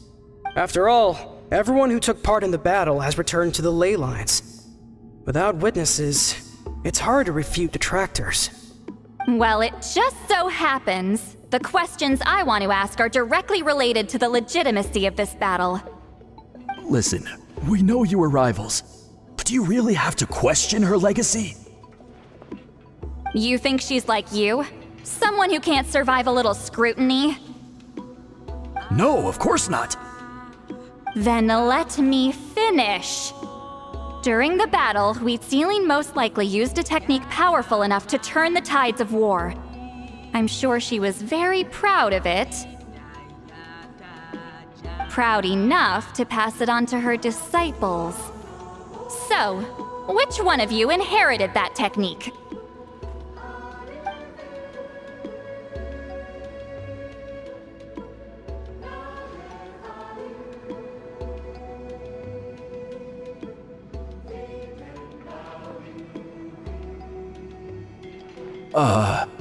I don't think any of us have heard of it. Listen, I'm not trying to take it for myself, so be honest. With or without it, I can wipe the floor with any of you. Yeah, no objections there. But I'm telling the truth. None of us have ever heard of that technique. Gah, what's wrong with her? Why would she let it go extinct? Master's body of work is massive. No one student could hope to learn all her techniques. Mastering just a few already takes a lot of effort. Master had no choice but to recruit many students, split up what she knew into different portions, and pass it down through various individuals. So even though we see ourselves as representatives of Wheatselian's school of shamanism, what we know isn't the sum of her legacy. Actually, I know of a shaman family that inherited some of Master's techniques. The family fell on hard times and lost the right to the priesthood. Still could be worth a shot. But if they inherited Wheatselian's secret technique, shouldn't the family be thriving? Well, it's the only thing I can think of. All right, give me their address. I'll mark it out on your map. To be honest, I'm not optimistic about the future of this investigation. That's because the request came from you. You don't know the power of your own words, do you?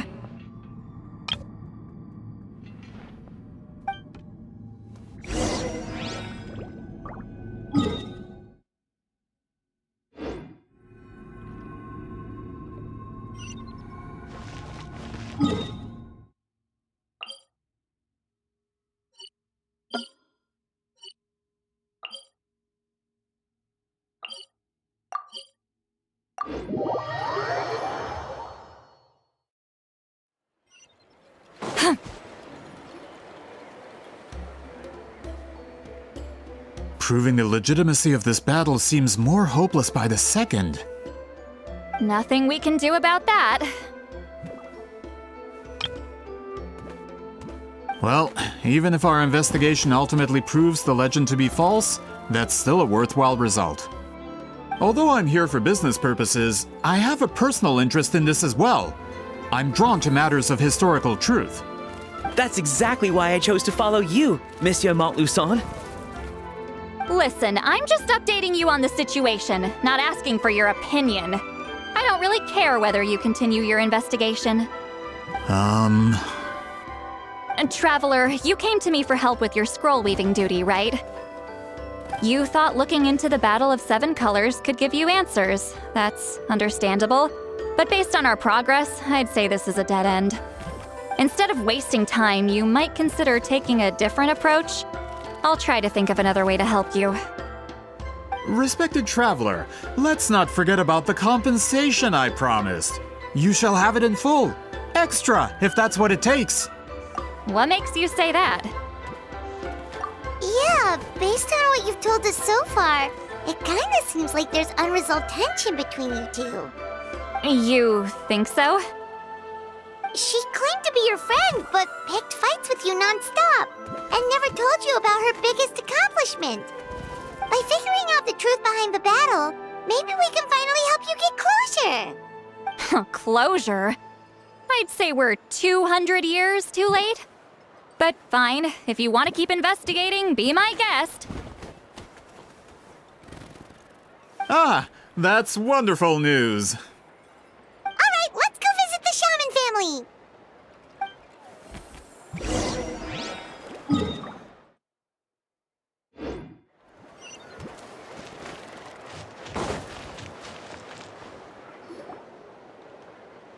Hello, are you Asia Man? Yep, that's me. Huh? Granny Eastly? Get up! In a crowded market like this, the only person who should be trying to hide is me. My apologies. Ever since my grandfather's generation, the shamans of my family have given up on passing your trial, Granny Eastly. Have we offended you in some other capacity? Man, this is generational trauma at this point. Whenever I misbehaved as a kid, Grandpa would tell me about the thrashing he received from Granny Eastly. I still get nightmares about it sometimes.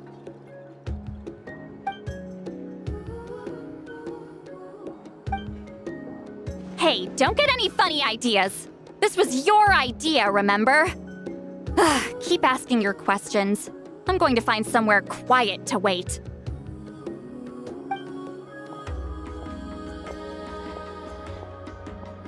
Okay, so your family studied under Citlali, right? Yes, although that pretty much ended with my grandfather's generation, unfortunately. The techniques my family learned from Citlali didn't have much practical use in terms of tribal affairs, so during my grandfather's time, we quit the priesthood. Turns out, shaman techniques aren't that useful outside the priesthood either, so over time we abandoned them altogether.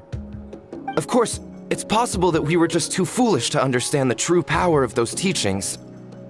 After all, Citlali was a genius. None of her students have been able to fully reproduce her talent. Do you know which techniques were passed on to your family?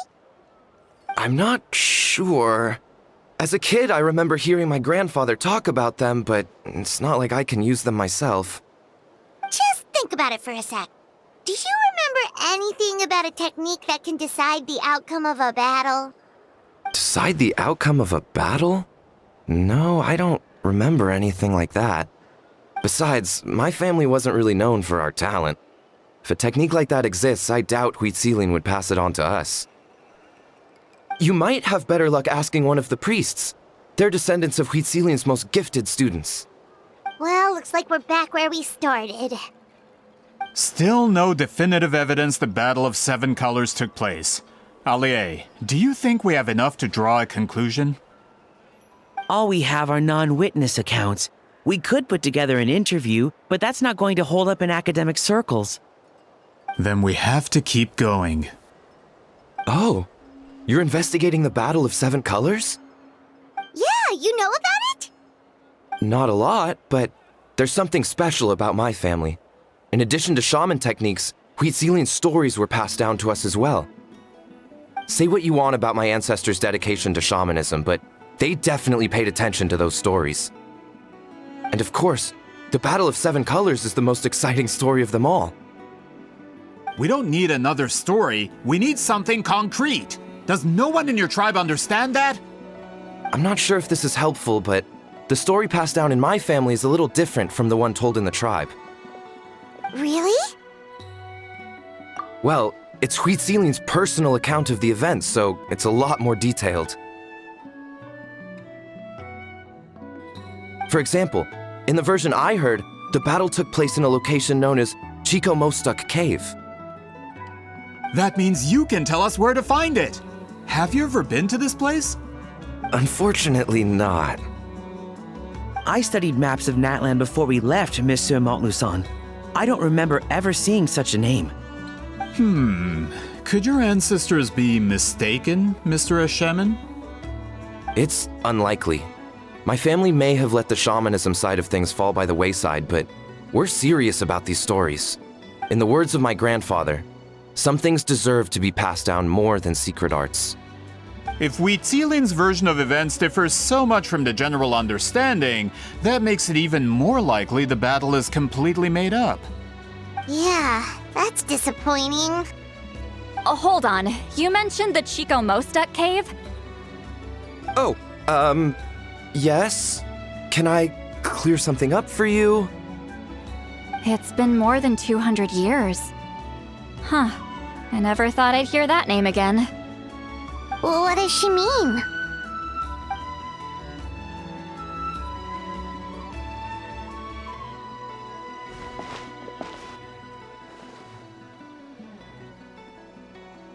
That location is now known as the Valley of Fog. The Chico Mostuk cave is what it was called 200 years ago. Precisely when Huitzilian was alive. That means, Monsieur Montluçon, we can confirm the original site of the battle. Once we get there, the evidence we need should be at our fingertips. Just when we thought all hope was lost. I never doubted you, great shaman. Allow me to present you with a gift as thanks. Save it. Flattery won't get you anywhere with me. Wait, Mr. Montluçon works in publishing. You're a huge fan of light novels, right, Citlali? Maybe he could get you some that are out of print. Really?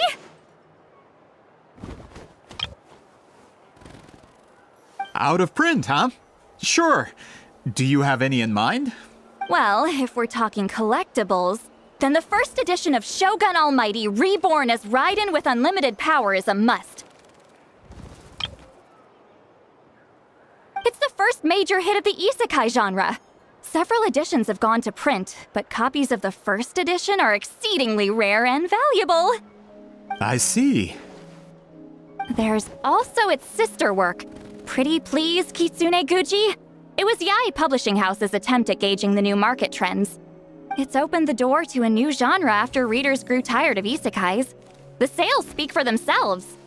Actually, Yae Publishing House released a limited edition not too long ago, but it's almost impossible to get. Anyway, I'll take those two. Sorry, I'm not sure I caught all that. What were the titles again? Reborn as Kitsune Guji? These two titles are among the most successful and well-known works in the entire industry.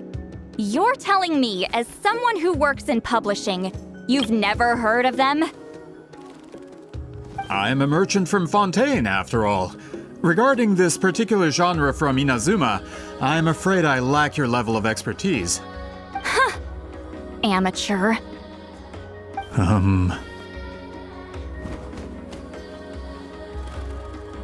Of course! Sounds like a perfect arrangement. Now, there's no time to waste. We should head to the site of the battle right away. Once we get there, it'll take a bit more work to determine the actual location. Right now, all we have is a general idea. Well, I'm sure Miss Citlali can help us with that. Have you even looked at the time? It's already evening, and I have important plans tonight. You expect me to work through the night? Well, what do you think, traveler? Okay, we'll find a place to rest for the night. When should we meet tomorrow? He's persistent, huh? How about noon? Do we have to wait that long? Great shamans have important matters to attend to in the morning. That's only because I have important tasks to complete at night.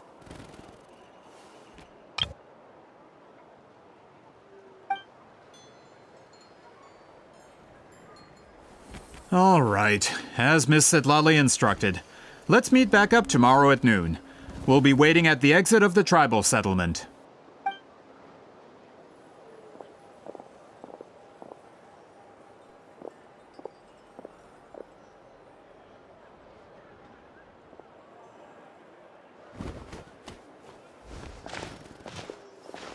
Sorry, I just wanted to ask, is Granny Eastly satisfied with my answer? Yeah, of course. You really helped us out. Oh, good. I'm glad I didn't offend her somehow. You're really that scared of her? To be honest, Granny Eastly almost never interacts with ordinary tribespeople like us. Everything we know about her comes from rumors. She's a powerful shaman who's lived for over 200 years. As a great hero, you're probably the only one who isn't intimidated by her.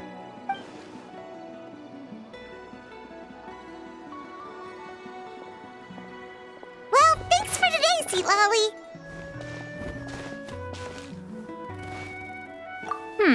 That's quite considerate of you. All right, let's grab a few drinks. Just like last time. Wait, didn't you say you had important plans tonight? What did you think I meant?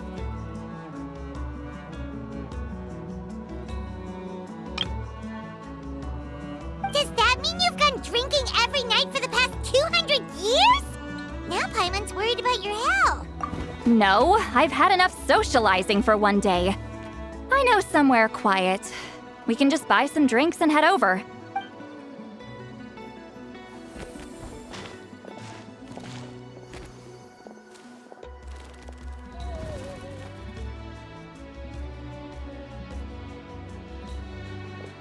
Which will also give us a chance to solve the mind-reading issue.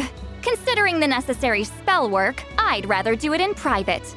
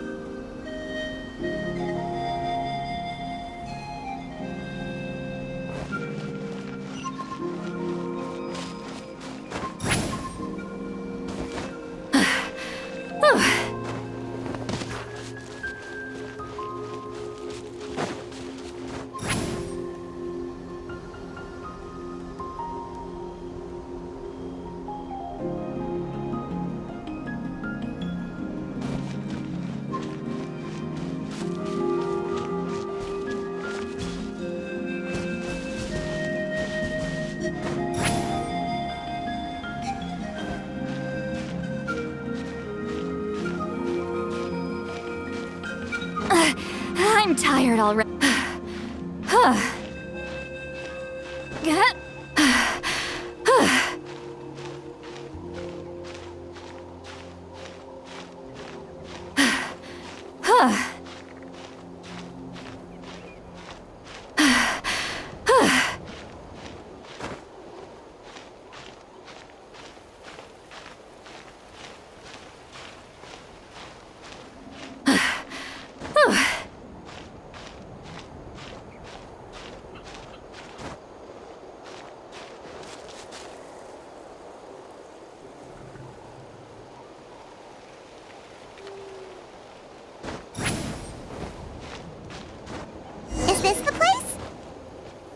No, further up.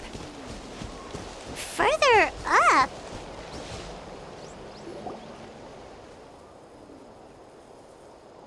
Whoa, this is like a secret base! Sometimes I want the fresh air, but not the company. So I come here. Let's see if my stash is still here. Ah, great! The halberd crest birds didn't eat my snacks.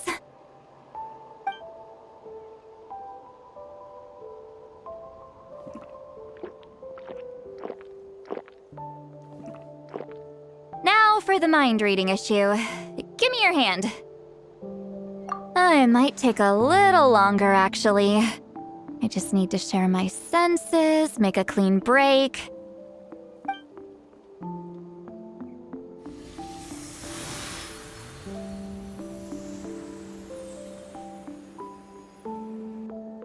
And that should do it, right?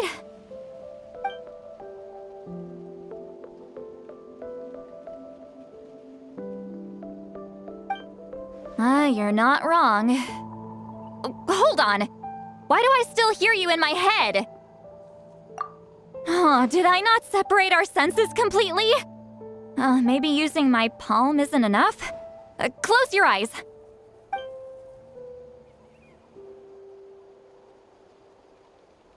Oh, please work, please work. A great shaman should be able to handle this. Okay, what about now? Huh? And now? Huh. Whenever I try to remove the effect, it just flips direction and gets worse. That was just to help with the spell. Ah, shoot. I still hear you.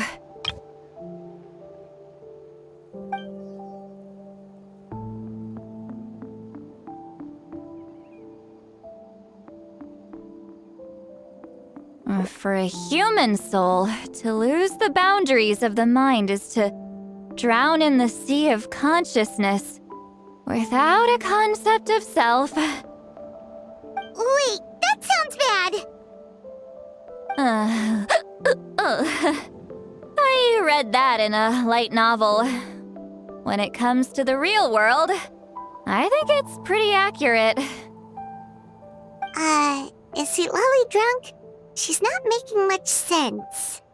Anyway, we'll just have to leave it for now. Hearing the traveler's thoughts isn't that bad, right? You should just tease her. That's what Paimon would do. It's just... I'm not good at this. I'm not used to being close to people. Sorry, I said we could be friends, but I guess I'm not ready.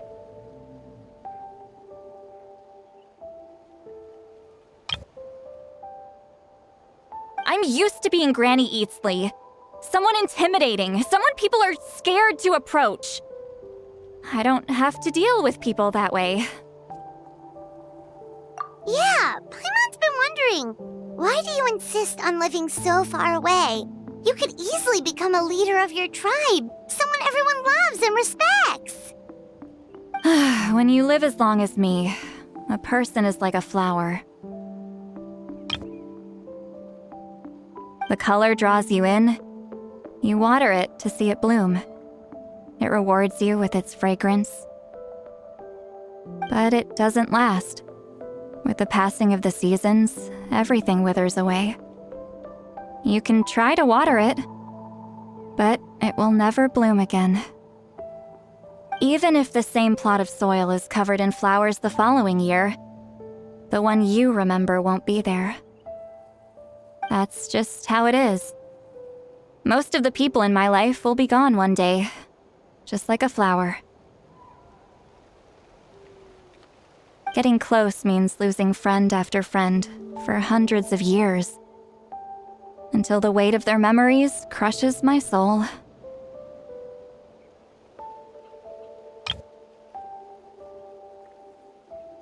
If people don't care about me, then I don't have to care about them. It's better if the people in my memories are nothing more than fleeting strangers. Citlali. You won't live as long as me, so you don't have to worry about that. Really? Then you should understand. Nearly everyone you know will be gone one day.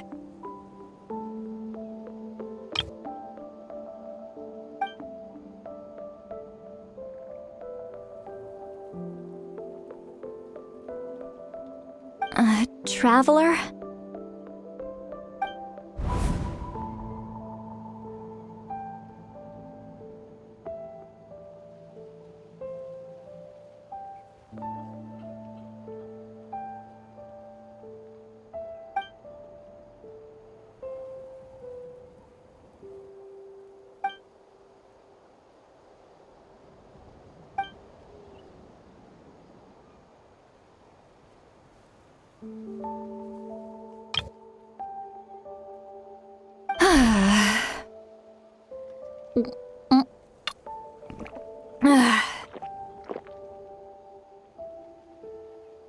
Is Citlali alright?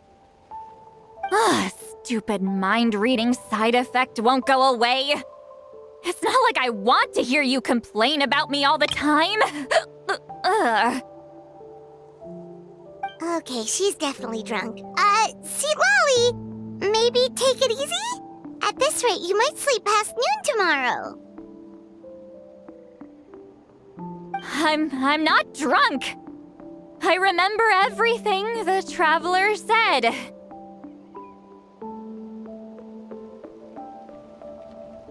Just gotta think of a response.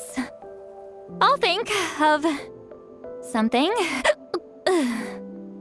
Uh-oh, not this again. Is she asleep?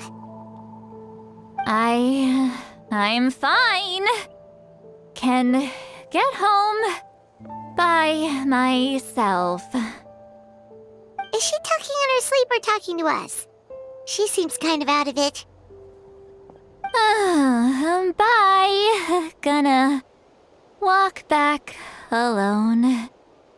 Need some time to think. All right.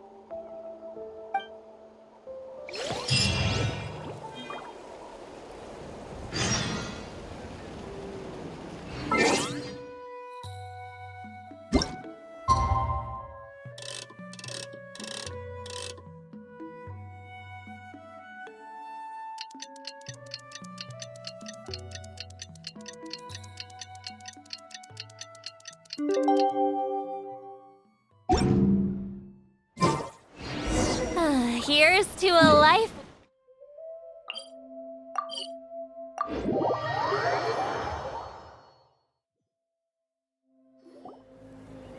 This should be the place we decided to meet yesterday. Who knows if Citlali will show up on time? She drank so much last night, she might not even be up yet. Ahem.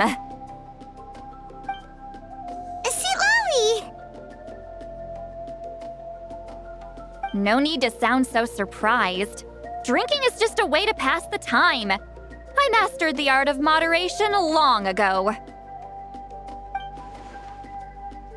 Last night doesn't count.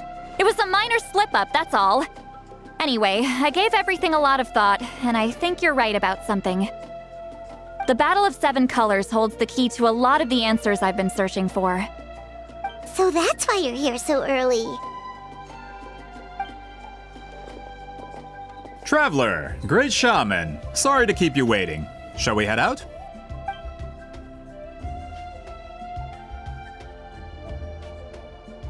Just follow me. I'll confirm the location myself. Of course.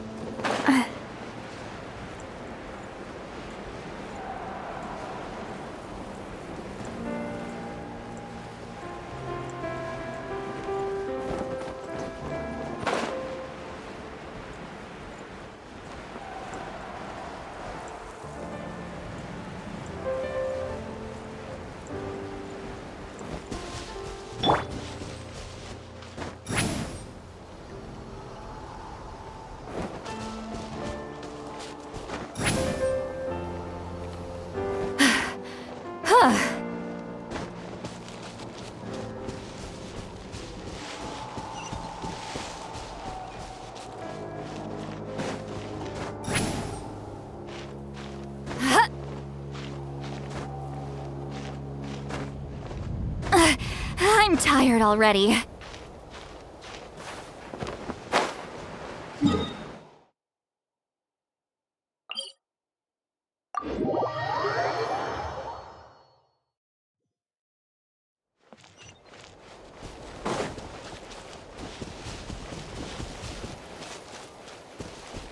Take me up!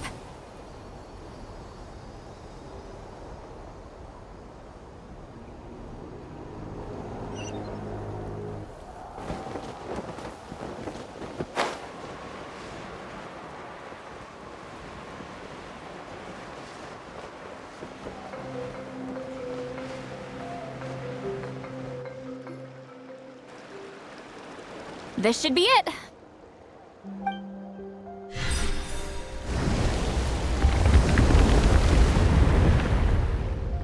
So the battlefield is inside this place. That could explain a lot of our academic questions. Don't lose focus. Once we get to the actual site of the battle, all the evidence needed for publication will be at our fingertips. Everyone ready?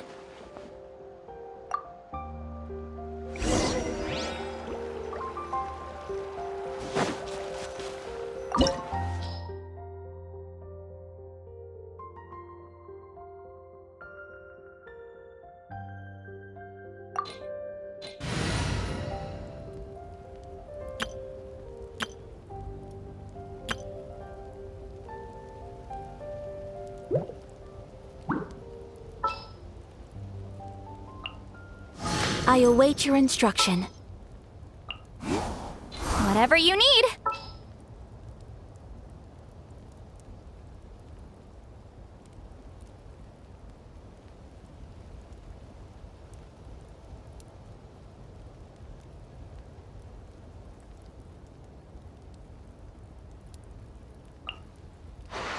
Is it time for our session?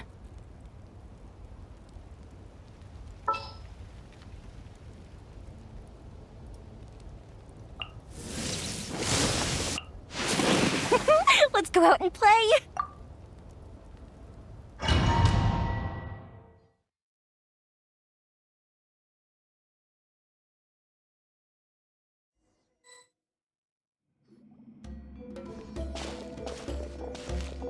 So the Abyss invaded through a cave like this?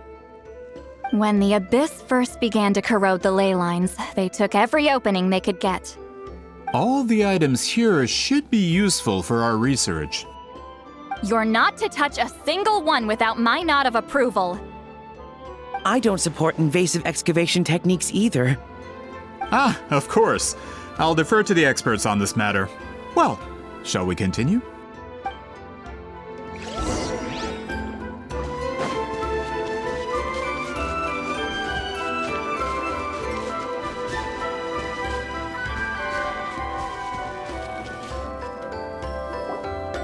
There are weapons here from every tribe in Natlan. The battle must have encompassed the entire nation.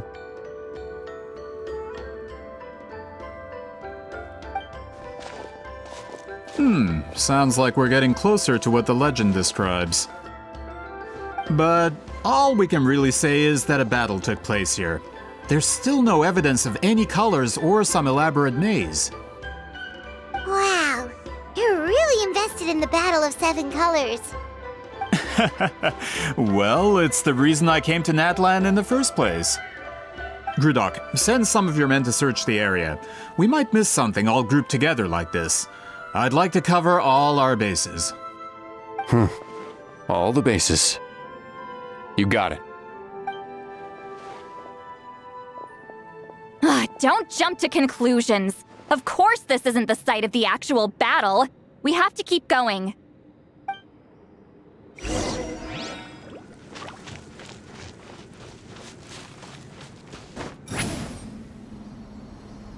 This wall is in our way! I might have an idea. Traveler, try removing that sphere.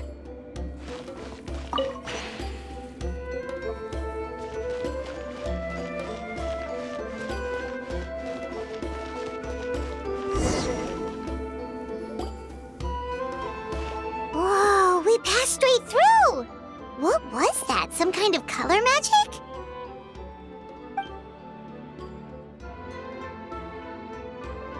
It's very close to the technique Citlali might have used.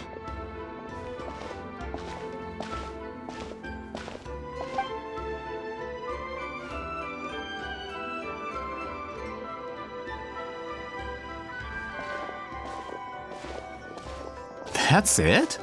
Doesn't quite compare to the scale described in the legend. Still, what a terrific archaeological find! Enough chit-chat.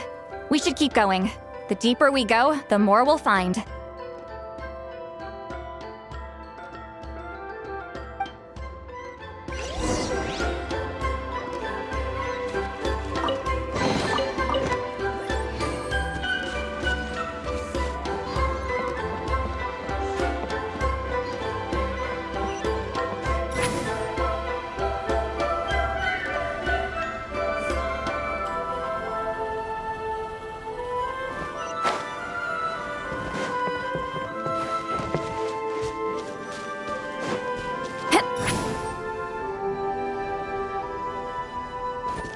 Hold on. If we step here, we might fall through. You mean there are traps in here? Remember how we were able to pass through the wall just now? It must have been because, on our person, we were carrying the same color as the wall. Let's put the sphere down and see what happens.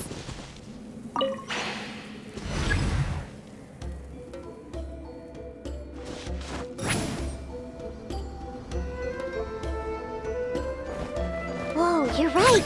We can keep going now. It's like smoke.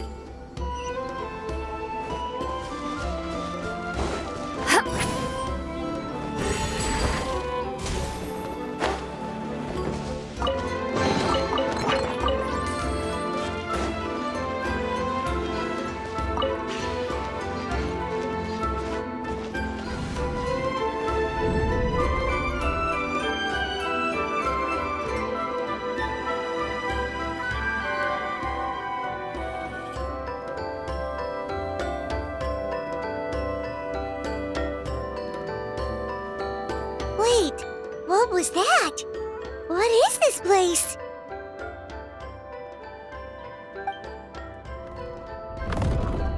Look! A maze made of colors.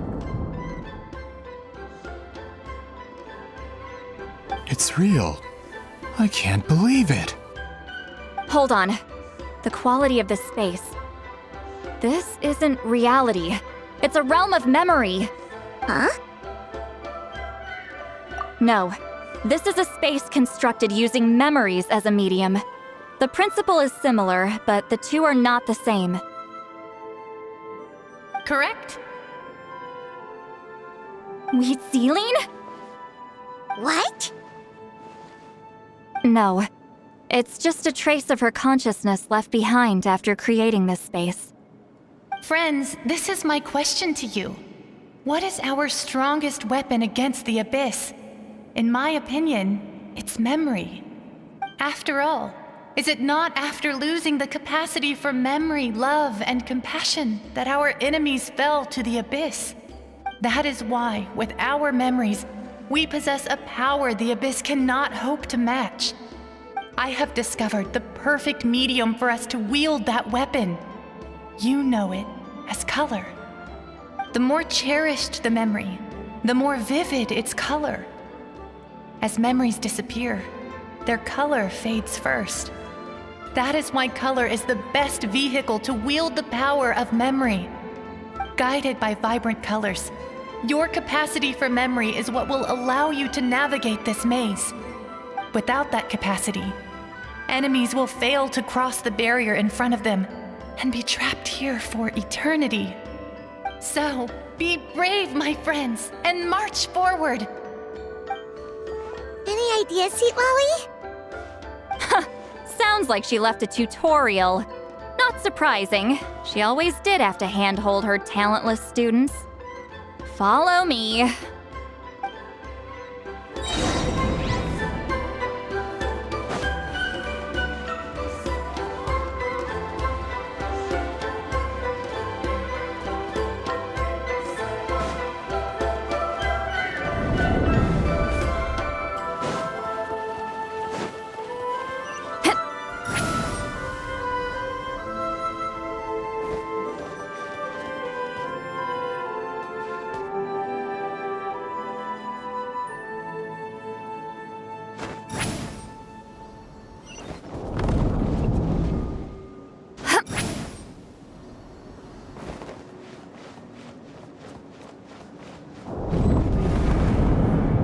Monsters here too?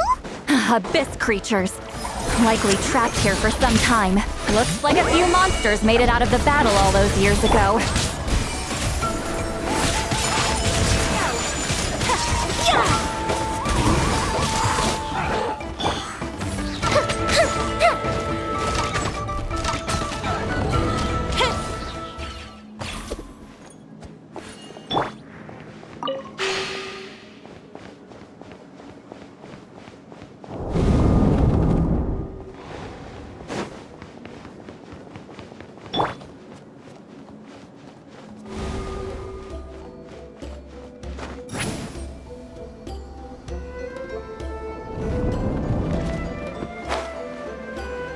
at these color-changing blocks. You and Citlali fell through all of a sudden. You scared Paimon half to death. Must be one of the mechanics of the maze.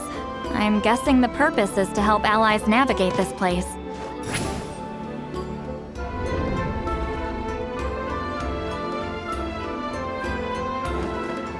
Oh no, more monsters? Ah, shoot. They're blocking the way forward.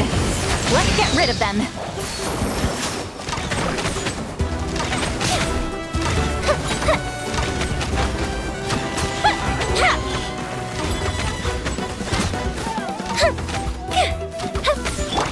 Go as one! My apologies.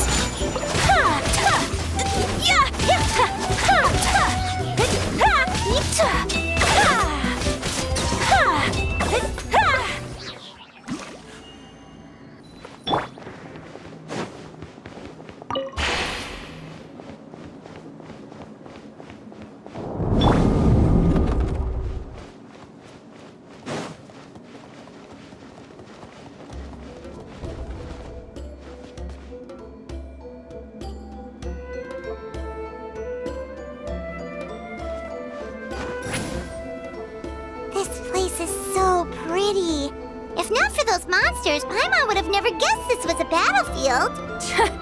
The showmanship's not bad, I'll give her that.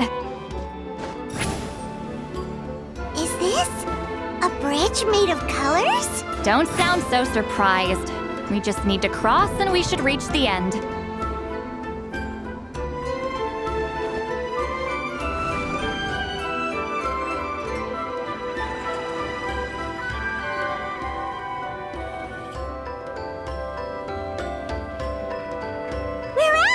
Looks like we made it through the maze.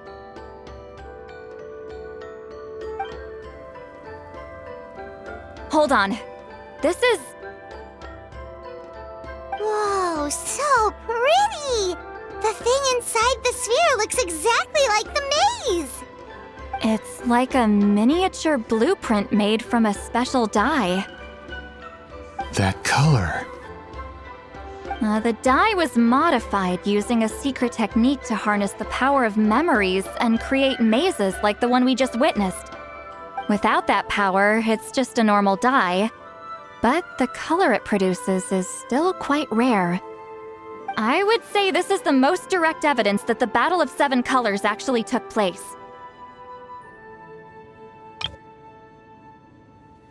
The expert has spoken! Perhaps I could take a closer look? It's an important piece of physical evidence, after all. No, you may not.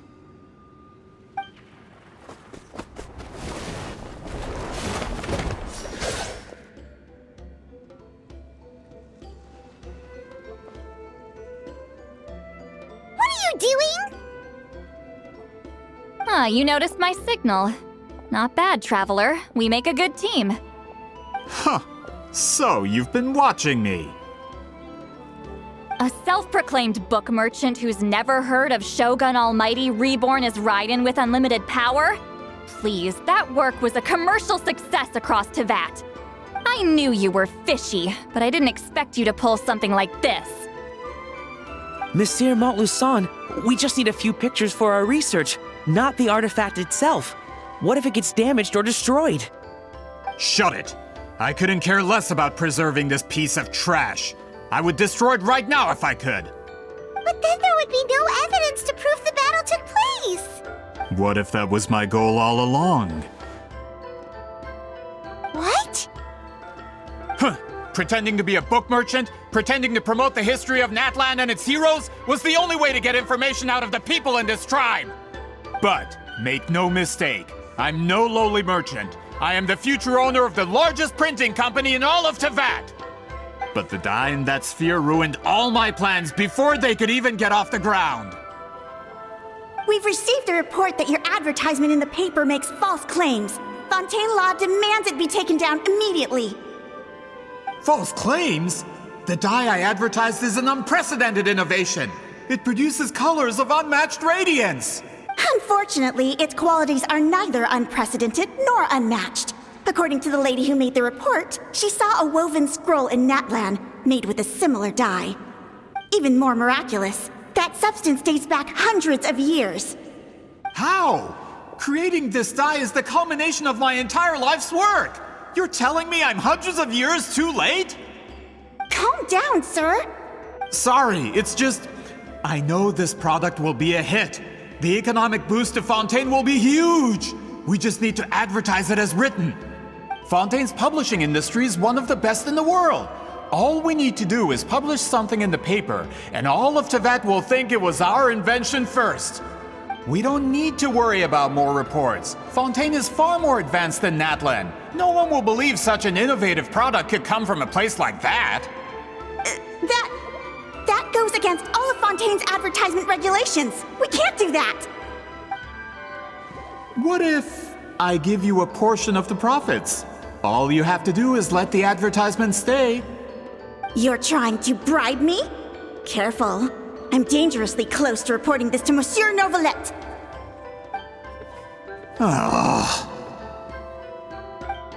I knew if I was just allowed to market my product, it would be a hit. A bestseller even.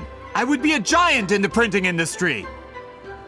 But now, no one will see it as anything more than a poor imitation marketed centuries too late.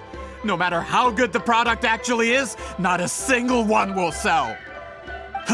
I will never accept that someone from this backwoods, ignorant nation could come up with that dye. Not 200 years before me! Even when the truth is right in front of you? Ha! Truth is in the eye of the beholder. I'm already in the printing industry. I can go into publishing, no problem. All I have to do is destroy the sphere, write a detailed report about my findings, and publish it around the world. Then, the so-called truth becomes your word against mine. Once my report is accepted as fact, no one can accuse me of making false claims. That's awful! What happened to restoring the truth of history? That plan hasn't changed. I will continue to spread my truth for all of Tevat to see. Ah, you mean a hero of Natlan who's not actually from Natlan? And a great shaman who, according to rumor, abandoned her tribe long ago? From a practical perspective, there's no reason for either of you to stand against me. Shows what you know. Oh, since you like rumors so much, have you heard the one about what happens to people who get on my bad side? Ah, the wrath of Granny Itzli. Like I said, our interests aren't at odds. I knew from the beginning that you would accept my invitation, considering Huitziline was your rival. You've lived longer than her, you're far stronger than her, and yet, she has always been more revered than you. Now, that can change. With the backing of the printing industry, I can take any book and send it to all four corners of Tevat. This part of Natlan's history will be mine to tell. And in my version, I can erase the Battle of Seven Colors. You can be the one to have all the glory. That's not real history. That's a no, then? Your history means nothing to me. But it's not allowed to stand in the way of my Mora. Done running your mouth? Good. Before handing you over to the tribe, I think I'll have my way with you first. If this comes to a fight, per my contract, you're gonna have to go through me. That's right. I didn't pay all that Mora for nothing. Wait, aren't you subordinates of the captain? Why are you helping someone who wants to erase Natlan's history? The captain. You actually bought that? United in the pursuit of Mora, we travel the land to collect debts. Our loyalty is to Regrader, his interests, and his wealth. Regrader?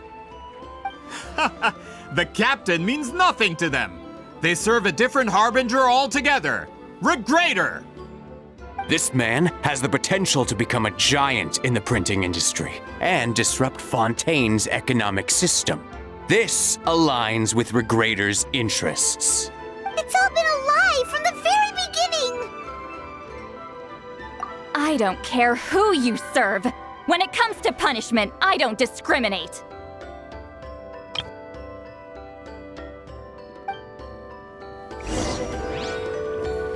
Pay your dues. Suffer the wrath of Easley! Kamisato art. Sumetsu. Whirling snow. Detoxifying heat. You need to hurry up. Get to work. No escape. Time for a light show. A mystic reprise.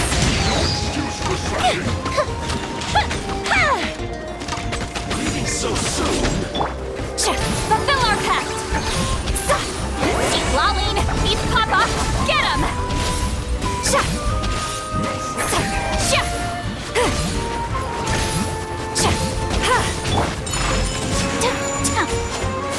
Breaking a sweat.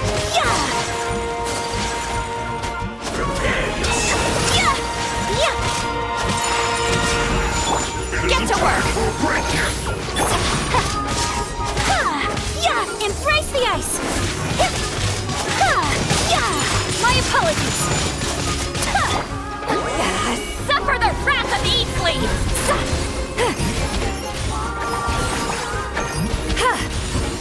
Prepare yourself. Fire hazard.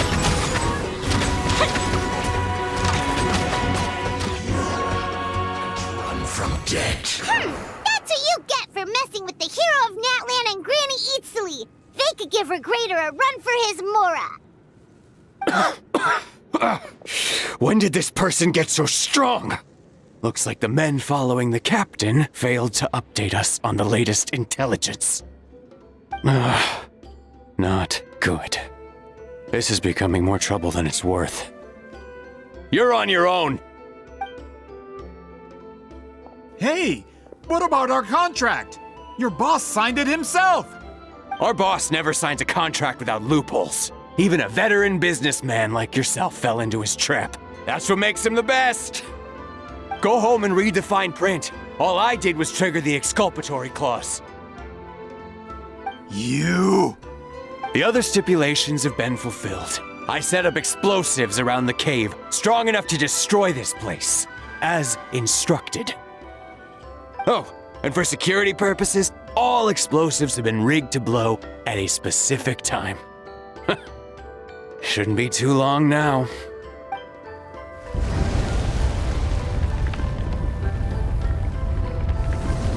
What? This whole place is gonna collapse? You were supposed to wait until I made it out. Are you trying to kill me? That depends on how fast you can run. I'm off.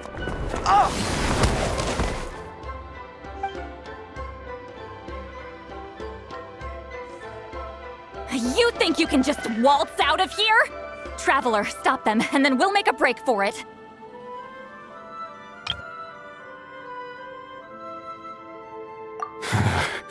If I'm caught, I implicate my boss. Time for the backup plan. Wait, don't!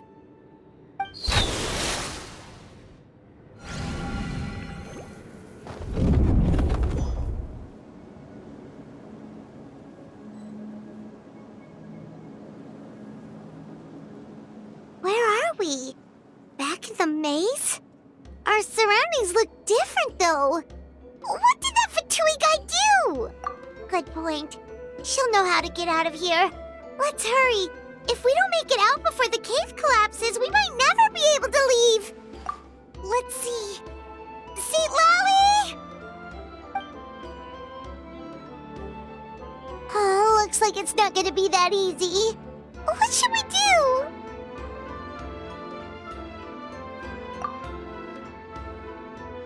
The special color? The one you saw in that woven scroll? Why would it appear around here? You're right. Lead the way, traveler.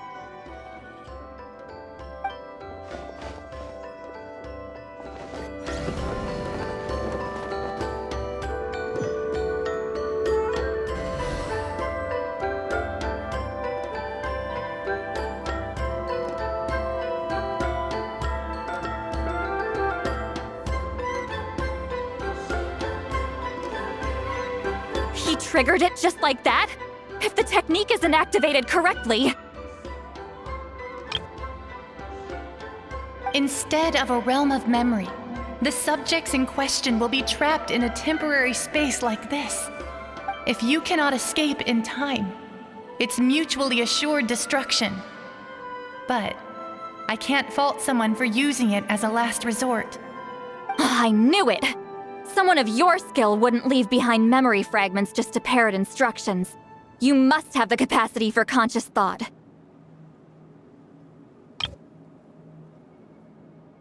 I appreciate the compliment.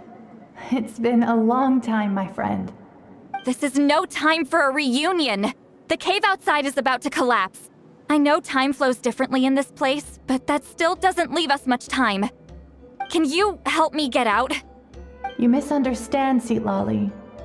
I'm nothing more than a fragment of memory. There's not much I can do. What do you mean? This space can be manipulated, right? The exit of your maze. I remember its structure. If I create an exit here, I can leave. You just need to tell me how to manipulate this space. The maze you saw earlier was constructed using the memories of many warriors of Natlan. When people leave deep impressions on each other, their memories form connections. These connections are particularly strong between comrades in arms. That is how I created my maze.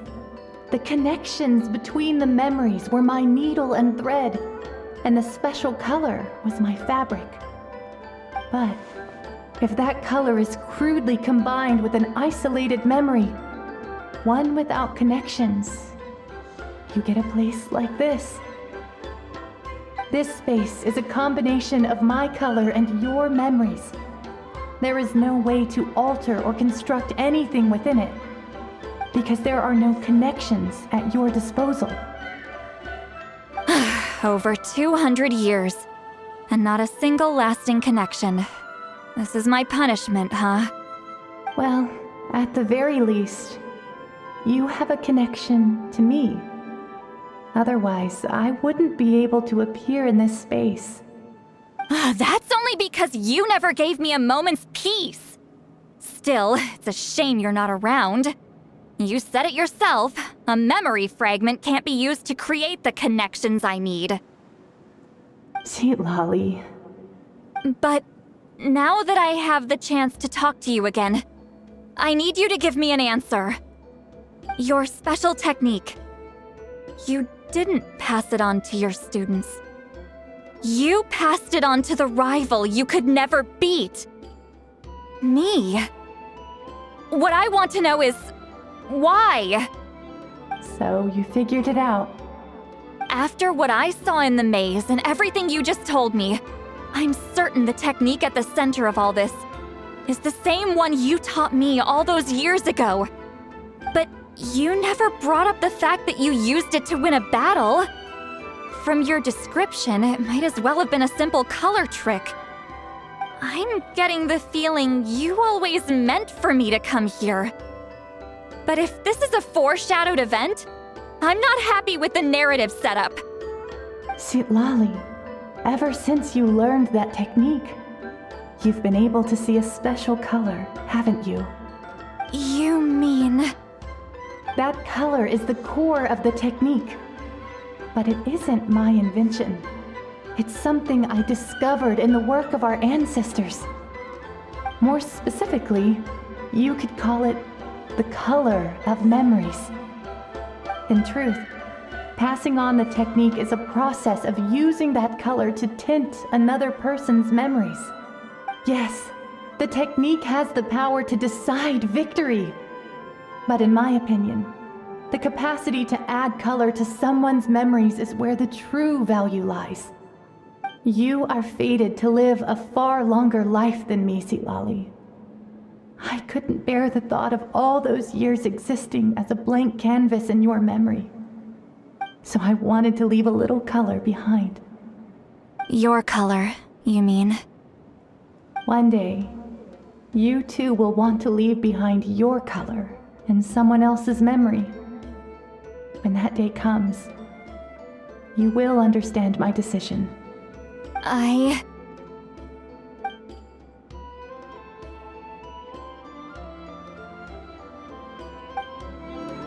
I have to get out of here. That's the only way to rescue them.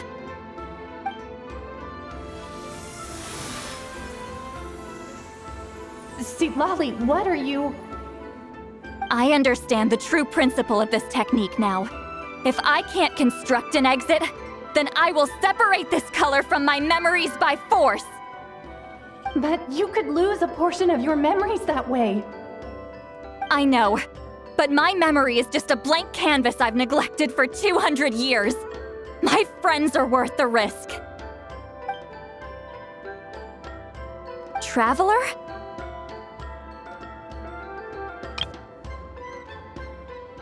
When you entered the realm of memory I constructed, I used your memories to learn about your recent experiences. I have a feeling you're the one who will be saved this time. After 200 years, someone has appeared by your side, the kind of person I could have never anticipated.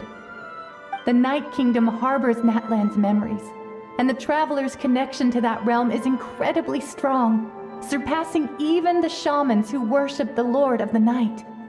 This means that even without your tutelage, she can see the color of memories. What did you say? Although she doesn't know how to wield it, she unknowingly left behind a trace of color in your memories. That was enough to guide her to this space. You now have a connection at your disposal. Well, Citlali, it looks like part of this was foreshadowed, but the rest is a surprise.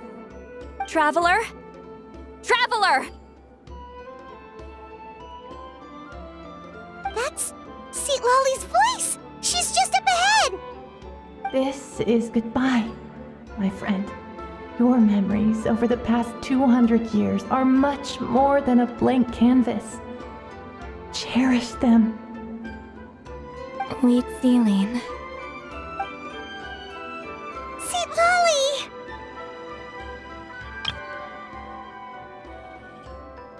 Paimon! Traveler! Hold my hand.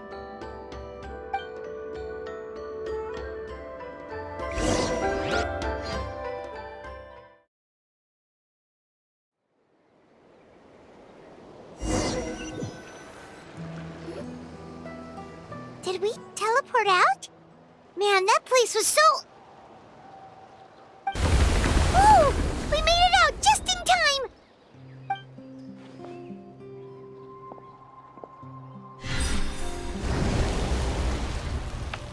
Wonder what happened to the Fatui guy and the others. He was most likely trapped inside that space, just like us.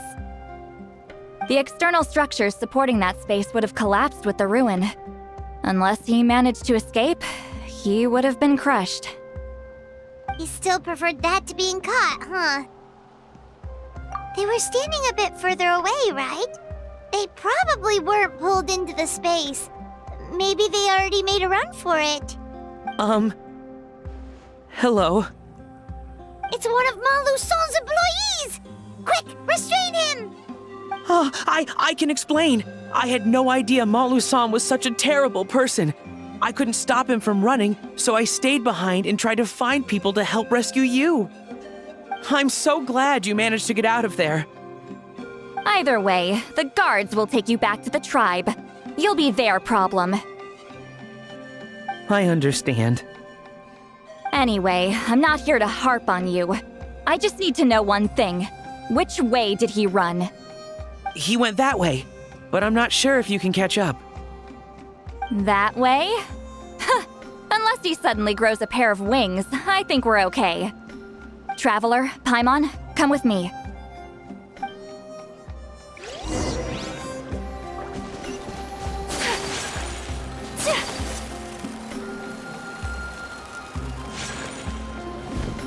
Hey, it's Elder Tlapo and a group of Victomisaurs! They caught Malusol! Something felt off about him yesterday, so I set a few things in motion. Looks like it's time for that foreshadowing to pay off. My bank balance! No! No!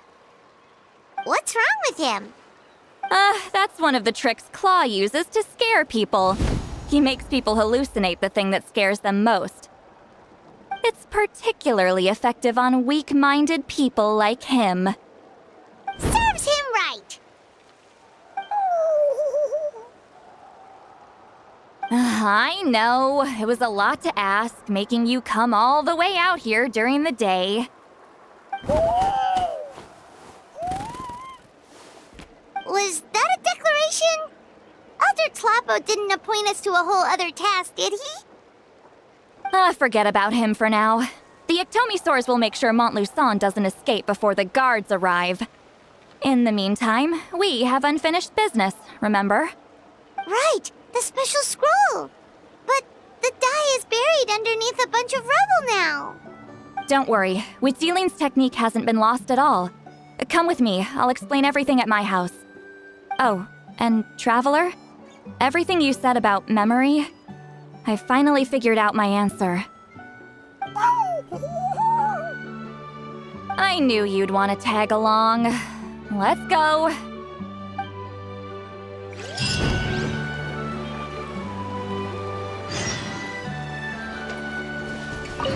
My bank balance.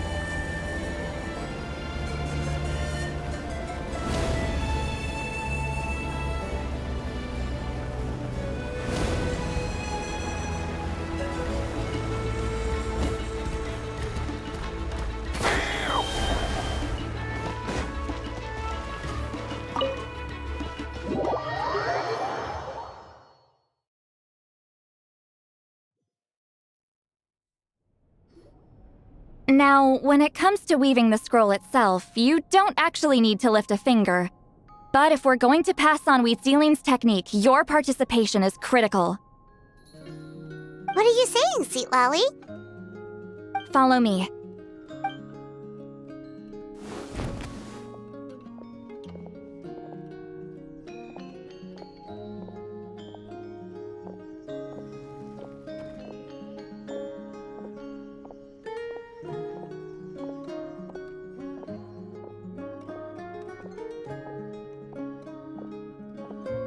Whoa, look at this place.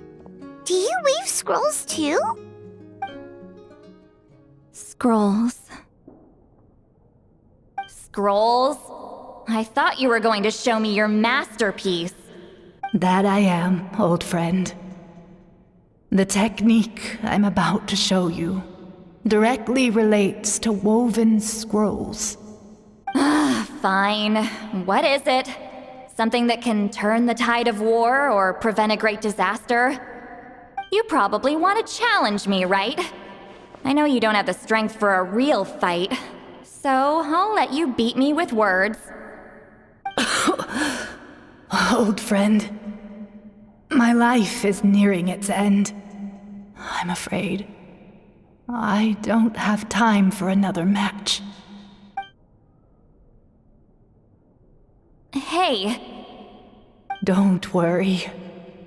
I trust in the belief of our tribe that death is not the end, but the beginning of a new existence in the Night Kingdom, where everything is made of memories.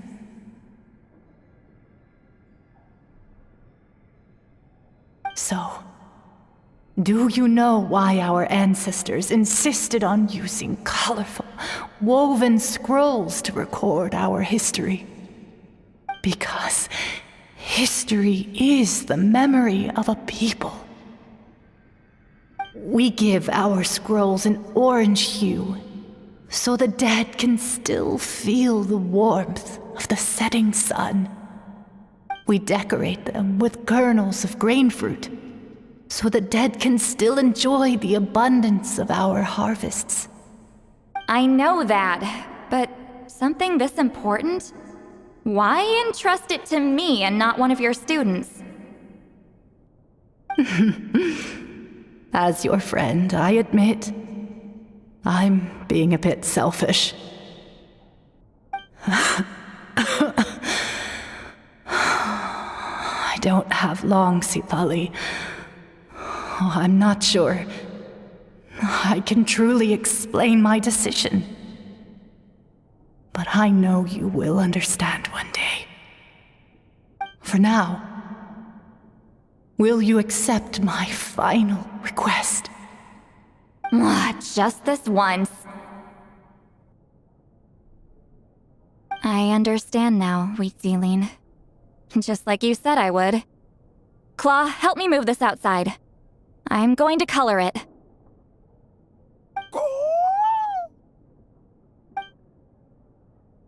Traveler, Paimon, come with me.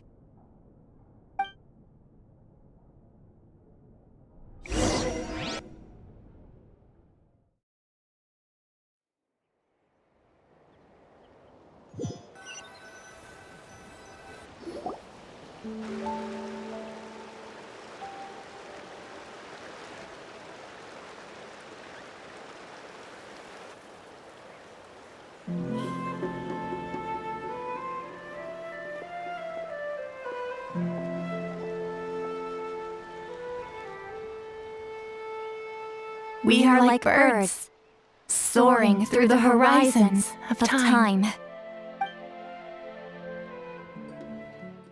I linger between brushes of memory, seeking the color of my final journey.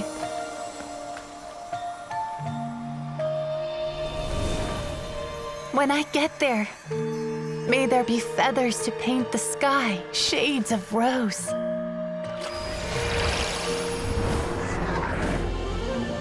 And fields of green to beckon adventurous souls.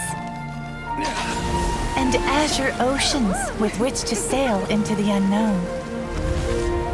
And volcanoes too, where, despite the danger, hidden treasure waits to be found. And graffiti art, of course. Without that color, just imagine the dullness of night. Anything else?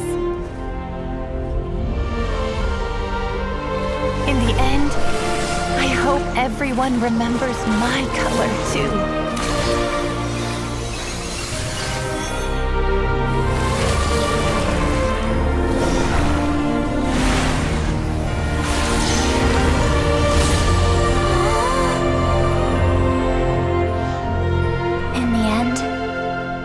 I hope everyone remembers your color too. All in all, it was just a technique for coloring a scroll. The task I'm entrusting to you is much more than that. Farewell, my friend.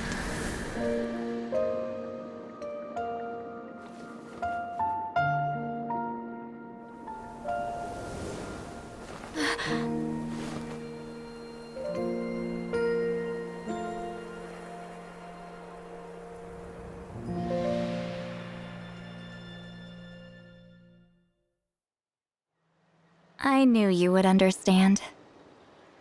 This is the special scroll. How did you know how to weave it, Citlali? Hold on. You've lived for more than 200 years. You know how to weave the special scroll. That must mean you're the one behind the gifts from the spirits. Oh, well, it's not like I wanted to interact with the appointed. so whenever I delivered the scroll, I used illusions to confuse them. The fact that it turned into some kind of divine intervention is because no one was skilled enough to see through my tricks. You've carried the duty alone for all these years? Even if you don't like interacting with people, why not teach someone else how to do it?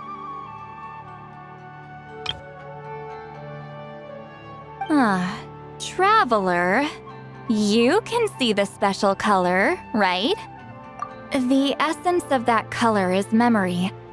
That means completing the special scroll is a process of searching for color within your memories. Passing the technique on to someone means sharing your memories with them. You need to leave traces of your color in their memory, and they must do the same. Even though I only confirmed that today, I've had suspicions for a long time.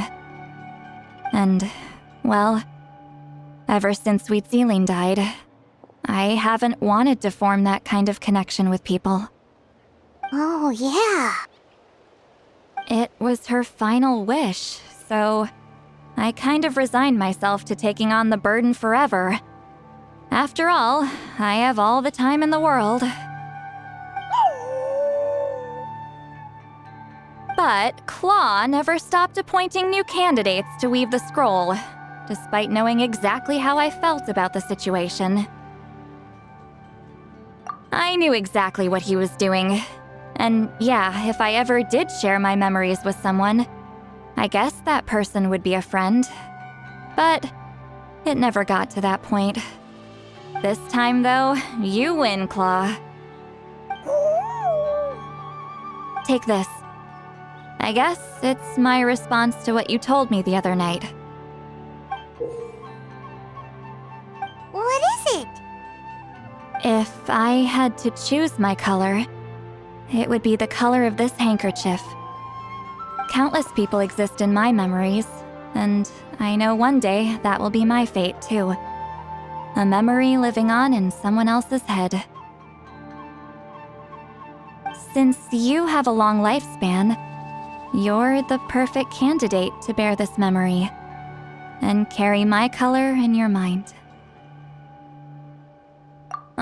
Just keep it safe.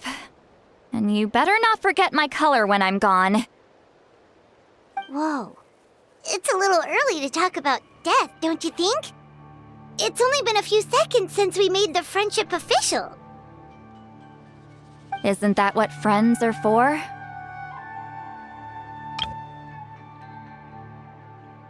Okay, this is a serious commitment. Well, Citlali, if the traveler is going to leave their color in your mind too, it'll probably be gold, right? Actually, their mark is already there. Remember the mind reading effect I couldn't fix? Well, I finally got to the bottom of it. Sharing senses allows communication to occur between the consciousness of different people. Naturally, memories are also involved in that process.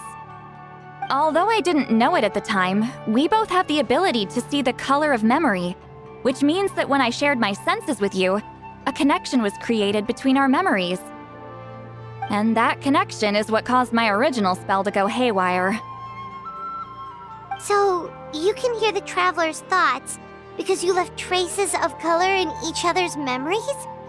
And that's why the traveler could hear your thoughts too, because it works both ways, right? Quick thinking, but only those trained in the mystic arts can maintain that level of connection. That's why I can still hear the traveler's thoughts, but not the other way around. There's no need to worry, though.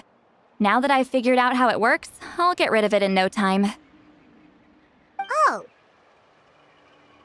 I lied. Hearing each other's thoughts actually depends on the strength of the connection between our memories. So, after everything we just went through, I bet you can hear me again. I knew it. Since the connection between our memories is already there, the only way to get rid of the effect is for one of us to forget about the other.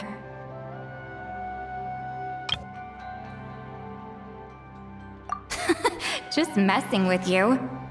I'm a legendary shaman of my tribe. Now that I know the cause, of course I can figure out how to fix it. It'll probably take some time, though. so bear with me for now. Besides, I'm an open book. It's not like you're gonna hear anything embarrassing. Oh, unless I've had a few drinks. Yeah, I get what you mean. Some thoughts are better kept to yourself. Huh?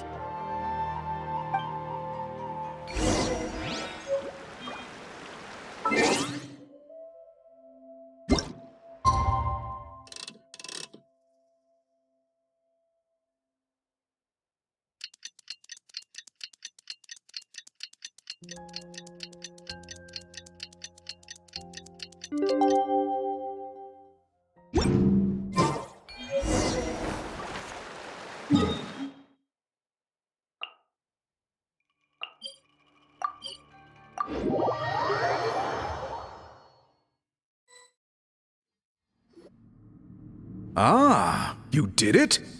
Your investigation into the Battle of Seven Colors must have been fruitful indeed. I do hope you share what you learned. Wow! The scroll is finished already! Elder Talapo's wisdom is never wrong. Yeah, we should explain. Take it away, traveler!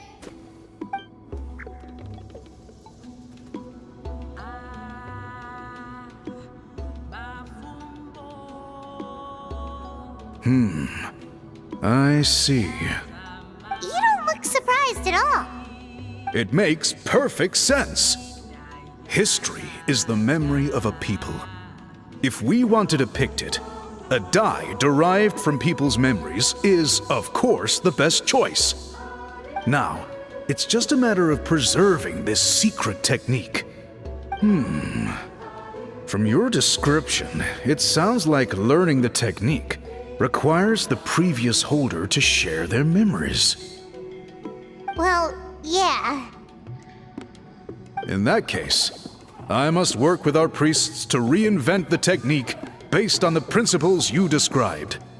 After all, memories are precious things, meant to be shared with those closest to us. I cannot take that choice away from you, traveler.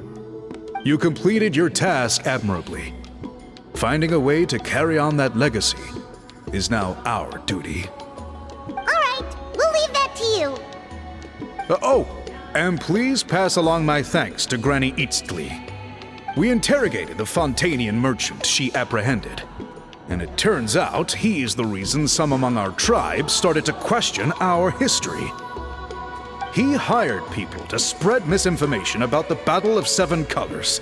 The recent friction within the tribe is entirely his doing. We now have a record of his crimes, and will begin working with Fontaine authorities in a few days. So he was behind the controversy in the first place.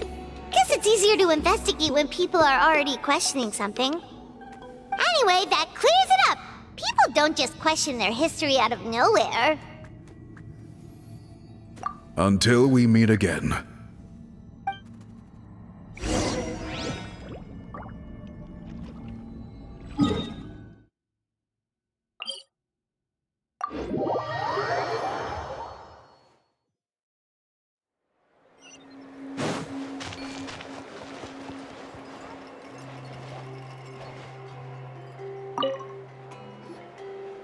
You told him everything, right? Yep, we left out the part about your contribution, but it kinda seemed like Chief Biram saw through us.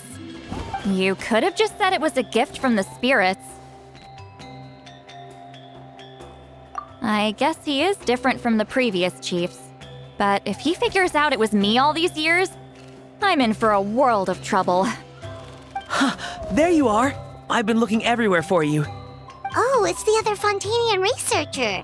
He wasn't taken away with his boss? Please, call me Allier. After questioning, the tribe absolved me of any serious wrongdoing, so here I am. I'll be heading back to Fontaine soon. No employer means no funding, after all. But I wanted to finish my investigation first. I'd like to ask some questions about Citlali. I want people outside of Natlan to hear her story, but my understanding still has some holes. Questions? Huh! Why should I let an Outlander tell our stories? Don't misunderstand. I have no intention of twisting your history or using it to make a profit. It's just honest curiosity, I assure you. I believe amazing stories deserve to be shared with the world. Culture thrives through dialogue and exchange. All right, you can ask your questions, but be quick. I have important plans after this. Important plans? Oh, thank you very much.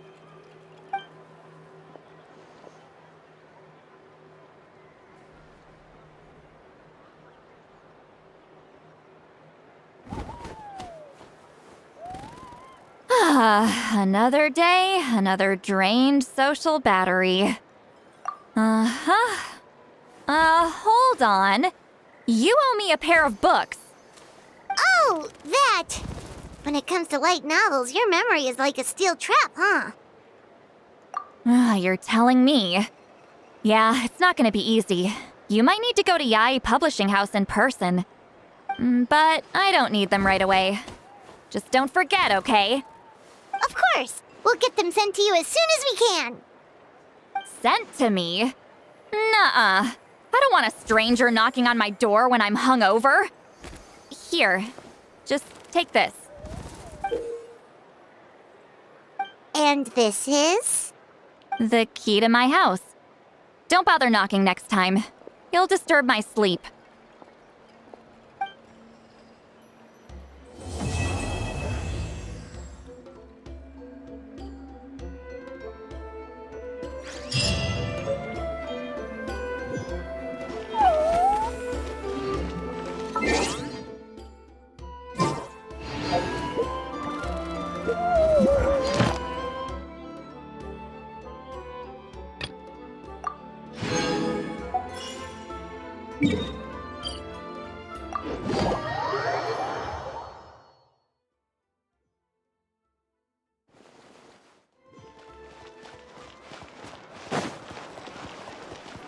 Ad Astra. Thank you for Ad Astra.